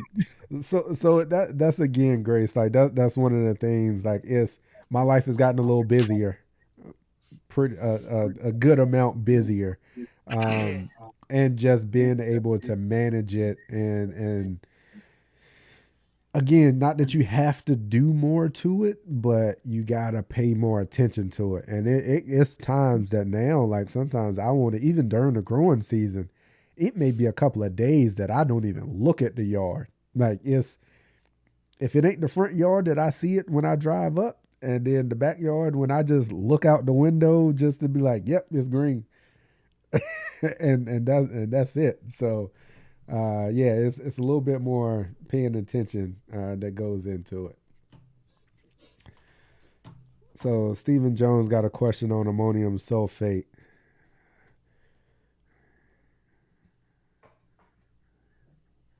Steve, oh, where do you water in ammonium sulfate immediately or sprayed? I mean, was Cam? You can talk about that. You Yeah. keep messing that up. Not ammonium sulfate. Well, that's true. Yeah, that's It's that it's nitrate, the them nitrites. nitrates. It's spraying them nitrates, but I still ain't got that right yet. Right. So ammonium sulfate, what I typically would do, I'll typically spray it in the evening before my irrigation cycle. So I'll go down Irrigation cycle the next morning. the next morning. Yeah. So I'll spray it the evening before my next morning's irrigation cycle. So it'll typically sit on the plant 8 hours or so um, before the irrigation starts. So that's typically the way that I will do it. And then you want to be aware of your temperatures of when you're spraying. And again, which is typically why I pick the evening times, especially if it's during growing season and stuff like that. It's Yeah. probably a little cooler, and then it's gonna stay on the plant less amount of time. Like so, even Yeah. though it's cooler in the morning, if you spray it in the morning, and then it doesn't get watered until like 24 hours later, it's done been through the heat of the day. You get a little dice. You can get a little dicey with that, and you may get a little bit of tip burn. You'll be all right. I mean, I've tip burned my yard a number of times at this point. It'll be fine. It'll grow out. He does it every year. Every year he does it. I don't know a year he hasn't done it yet. Yeah, it'll grow One out. of the either the front or the back, he does it every Something, year. something, something, Yeah. something gets it. Like, and it goes to show, like I am not perfect. Like I do not have it all figured out. Like I'm not the one that's gonna go out there with every product and get it right every single time. It's just something about them nitrates, bro. Them nitrogen sources. They're a little But it spicy, hit. but they're a little spicy. So this year to fix that, I did make two good applications with it, and that was at 2 gallons per thousand carry water carrier. So I went with 2 gallons per thousand, and I was able to get that application down. But yeah, that was after I had already tip burned it like the time before. So um so yeah, you can let it sit on the leaf blade. And as far as the heaviest rate, I wouldn't go. It all depends on your carrier volume, how much water carrier you're able to get down. I would not recommend out of a 4 gallon backpack sprayer. If you're going down with like a gallon per thousand, I would not recommend over safely a tenth of a pound. You want to get spicy, Really? a quarter of a pound. You can do it at a quarter. You can do it at a quarter pound. Uh, Getting over that at a gallon per thousand, you shorten your window of when you should probably water it in just to make sure you're good. The spicier, Yeah. the spicier you go. Yeah. Yeah. I I'd know, say the pe- weather I know, pe- I conditions know have a people lot to do with it. and the weather, and I know a lot of Yep. people go quarter pound uh, at a gallon per thousand with no doubts. Like Right. quarter pound gallon of water per thousand with no second thoughts at all. Me, you can safely do it. Can it be done? Yes, you'll be fine. Depending on what your experience level is with making sure you're getting a proper application and stuff down, I can say more than likely that you can do a tenth of a pound with a gallon of water carrier per thousand, and you'll be just fine. Like you can sleep easy. That would be a very safe application to make. But me, I would stop at a quarter pound per thousand. I would say it's unnecessary to go above a quarter pound per thousand when you're doing liquid applications. Um, Mm-hmm. I think, Yeah. and I could be wrong, but I'm pretty sure I heard Dr. Shattuck say he's gone out with like a half a pound or more of foliar applications, and the grass did just fine. So that water carrier volume is important. Like if I'm Yeah. going a half a pound, I probably want at least 2 gallons per thousand, which Yeah. means per 4 gallon backpack sprayer at a half a pound, I'm only running 2,000 square Square feet. feet. That's And, what that and means. and if you when you start to think about that, typically most homeowners don't have the ability to be able to consistently spray 2 gallons per thousand efficiently. Yeah. Mm-hmm. Like if you're only covering 2,000 square feet and you've got 4,000 square foot lawn, you're already filling up twice. Or you Yep. got a 6,000 square foot lawn, now you're filling up three times just to Yep. cover 6,000 square foot. You Right. ain't gonna want to do that. You ain't You're gonna gonna get want to. burnt You, out. you You're gonna ain't get gonna burnt want out. to. You ain't gonna You want ain't to gonna do it. Like, like Yeah. that want application now is no longer not fun to make. Like, is there? There's no enjoy. That is now work. and Right. the whole benefit of foliar applications, you're It's kind of smooth like finish. you might as well just throw out Yeah. further You at that just point Yeah, yeah. because working systemically in the plant, right? Which means it doesn't need nearly as much to get some type of response that you're looking for. My yeah. bad, Polo. You was about to say something? No, I was just saying you just sprinkling it. E40 sprinkle me, man. That's the only thing you're doing with them foliar applications, man. You just trying to just maintain it, maintenance. Yeah, Yeah, Just yeah. that's all you're doing. That's all you're yeah. Which doing. Ain't no which is Your need. what true you. goal, your true goal with spraying should be maintaining a consistent growth pattern Hmm. throughout your growing season. That's Hmm. you not having to do with these huge flushes of growth, Yep. There right? you You're go. rubber banding up and down, right? So when you're dealing with granular fur, you can't control when it dumps. Like you can do everything that you are supposed to do, but you can't control the weather, you can't control the moisture, you can't control the heat, you can't control the CEC levels in your soil. There's so many other different aspects of it, all these different variables that come into play that you can't control. When Yep. it comes to that foliar app, you have so much more control. Therefore, you shouldn't be looking to dump a half a pound in the foliar application. Anything more than a quarter pound, I think you're kind of getting away from the spirit of using foliar applications, and you should Hmm. Because probably just use you're gonna get a grain. flush of growth. You're gonna get a flush of growth with a half a pound.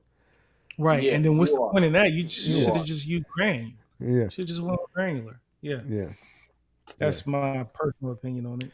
And So I yeah. also like the spray applications. I typically like those during the summer.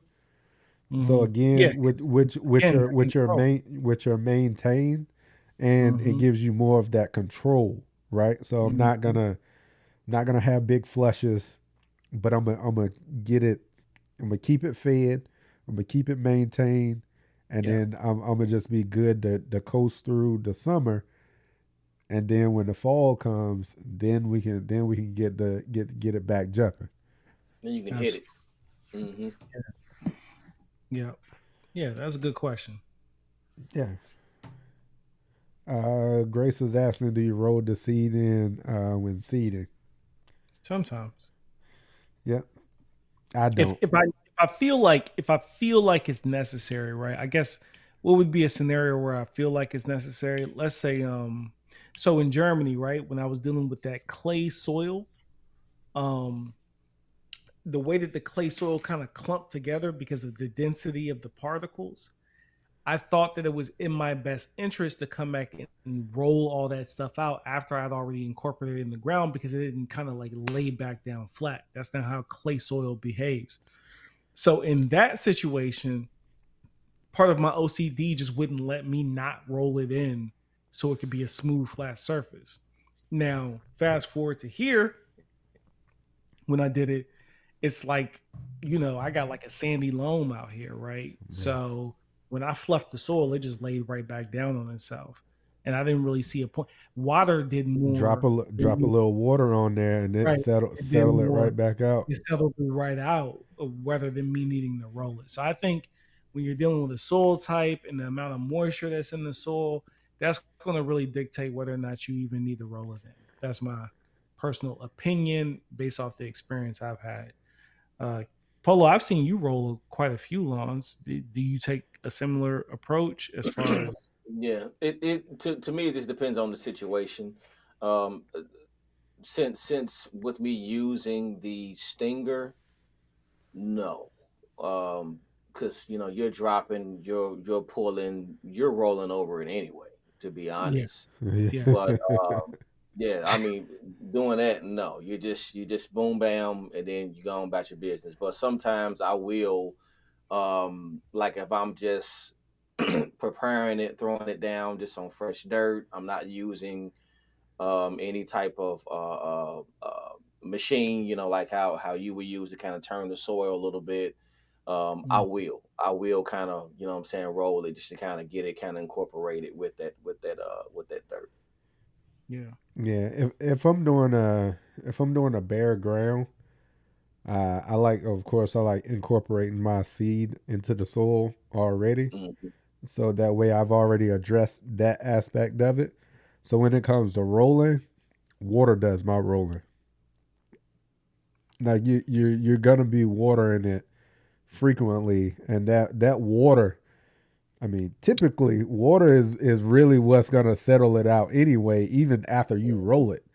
Like that water is still gonna continue to settle it out. So I just use water. What's good, Mark? I see Mark just Yeah, popped you in here. seeing them? I just Yeah, saw Mark he's like I see he break just popped down. in. What up, Mark, man? Yeah, what's But happening, Mark? What's happening, bruh?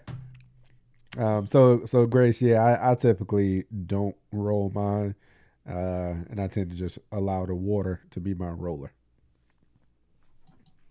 Or yeah, depending on how big it is, you know, you can like what I did in my back line on my video. I weaseled it. Yeah, I weaseled the yeah, seed in. yeah. But am I about to do, you know, thousands of square foot of that? Heck, you know, I'm not doing that, man. I'll be bent over for months. I ain't doing that. So good question here. Turf, I think you got a set of power rotary scissors, don't you? yes, I do. Transitions. This is what I'll tell you. I mean, unless you're cutting below 2 inches, you don't need them. I'll start there, right?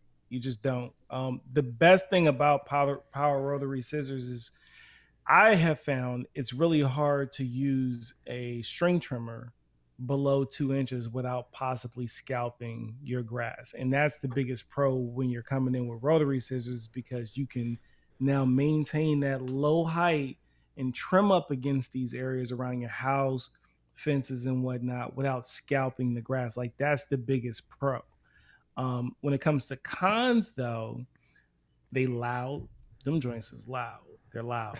And um and then you know how when you're using a string trimmer against a fence, when you got them stubborn grasses and you can try to, you can be aggressive Yeah, with the trimmer and the trimmer still yeah. gets it off that fence, especially if it's chain link fence, you're not going to be able to achieve that with your power rotary scissors. They're not going to do that.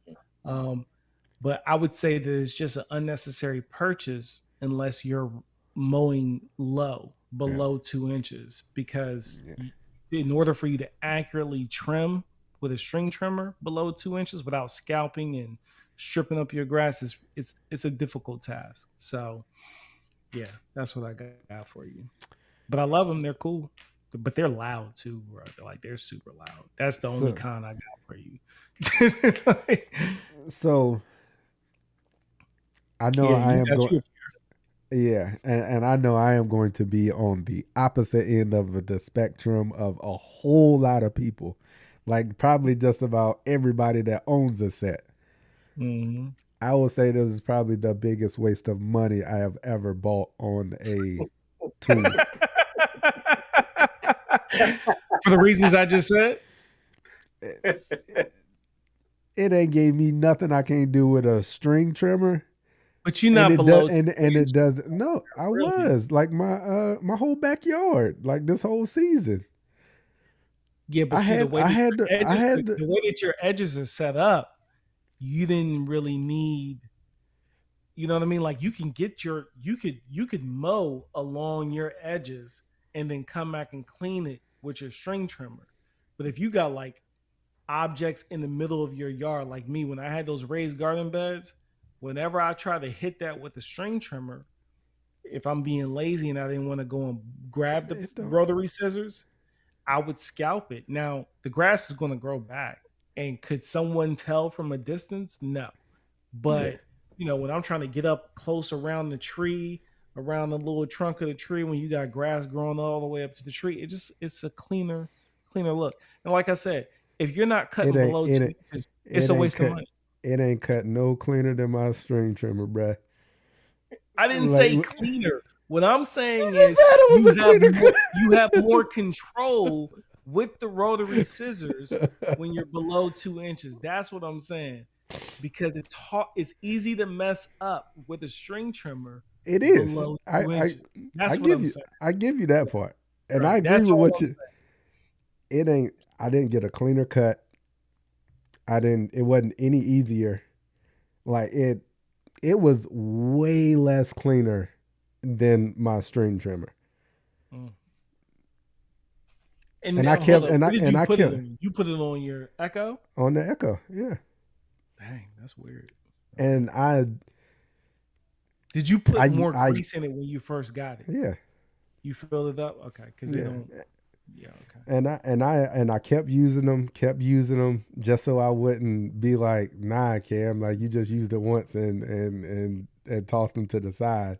But that Hmm. first time I used them, that's exactly what I did. I was like, oh nah, man, ain't no damn way I'm using these jokes. But I wouldn't swap my, my string trimmer head right back on that joke. I was like, Well, see, I I ain't got don't use it I to was edge. like, I I ain't don't got use it time. to edge.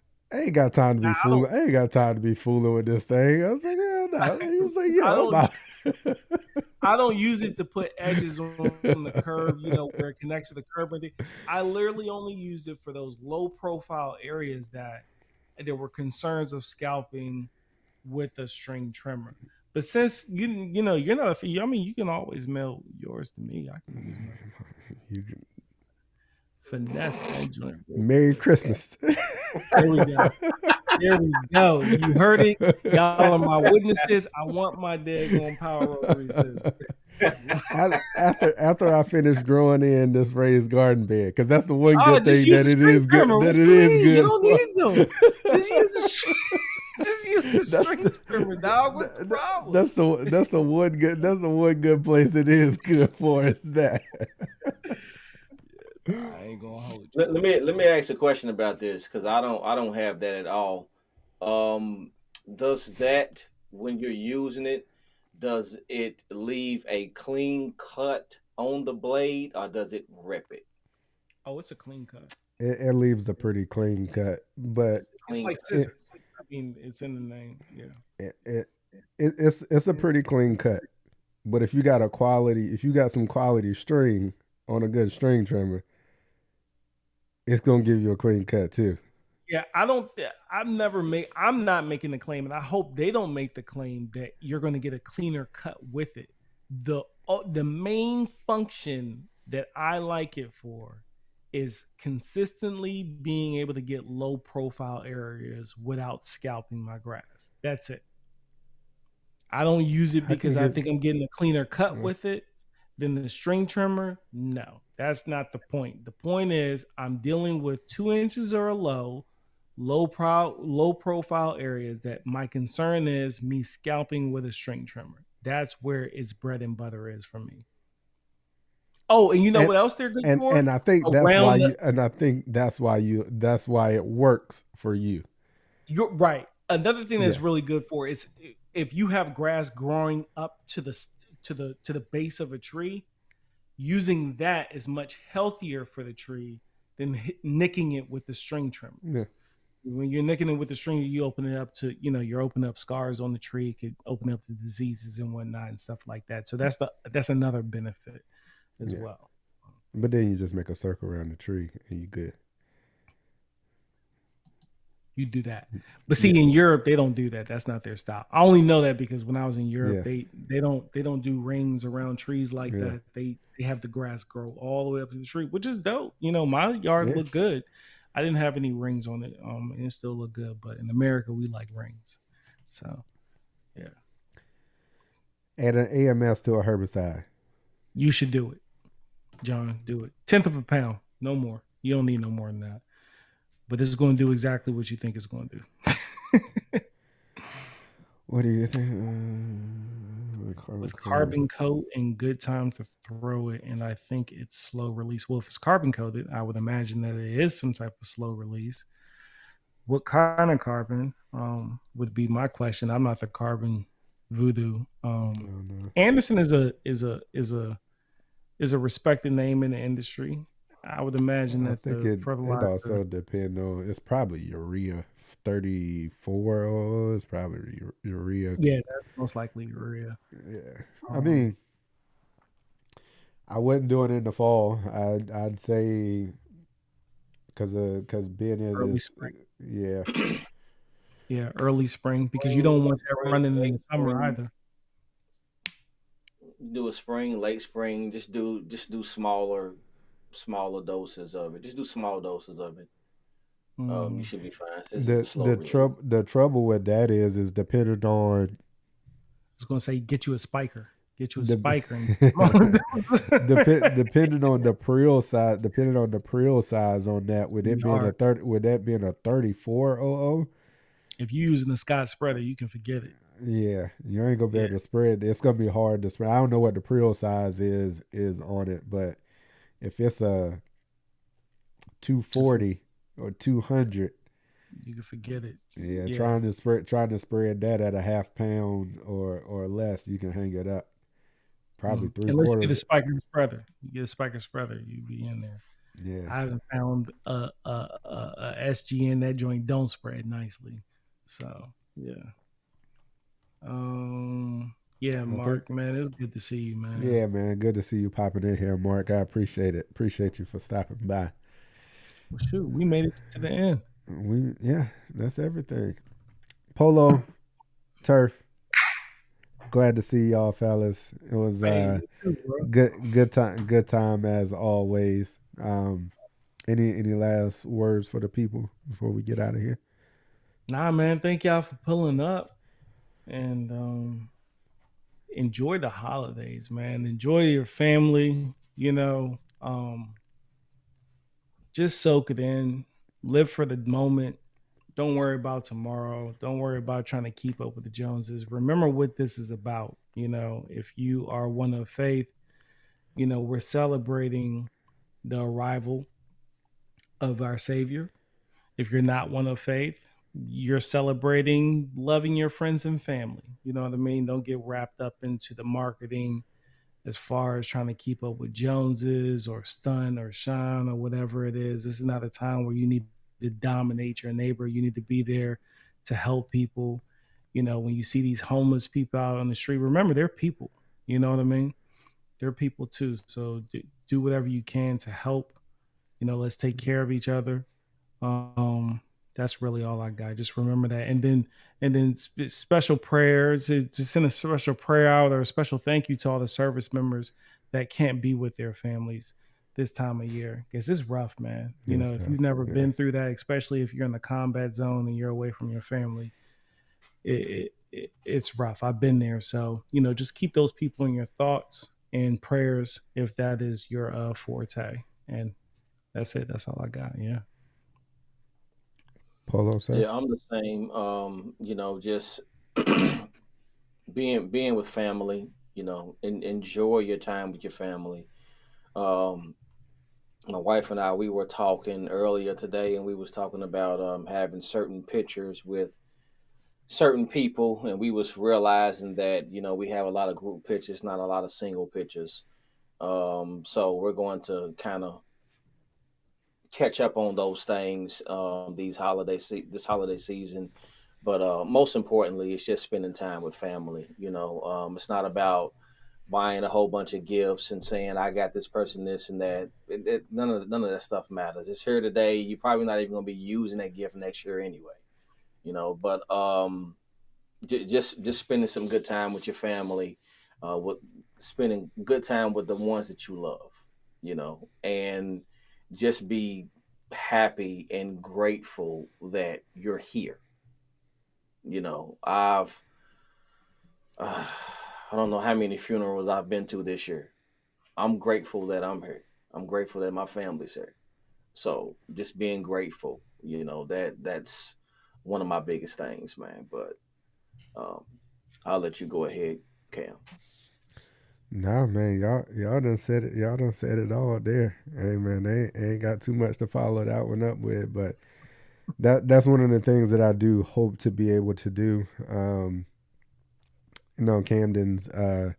Camden's sick right now, so we gonna see if he pulls through before the holidays for travel or whatnot. But it's just us up here, so if if he's not on go, we gonna keep him here at the house for his safety and everybody else safety also, so we don't bring no germs down there to everybody else. So we'll play that one by ear, and if not, we'll be FaceTiming and everything else with the families and stuff back home. But uh, other than that, man, I'm gonna take some time, like I said, to get back grounded, get some rest, and try and get ready for do some little planning for the new year, and get ready to hit the ground running.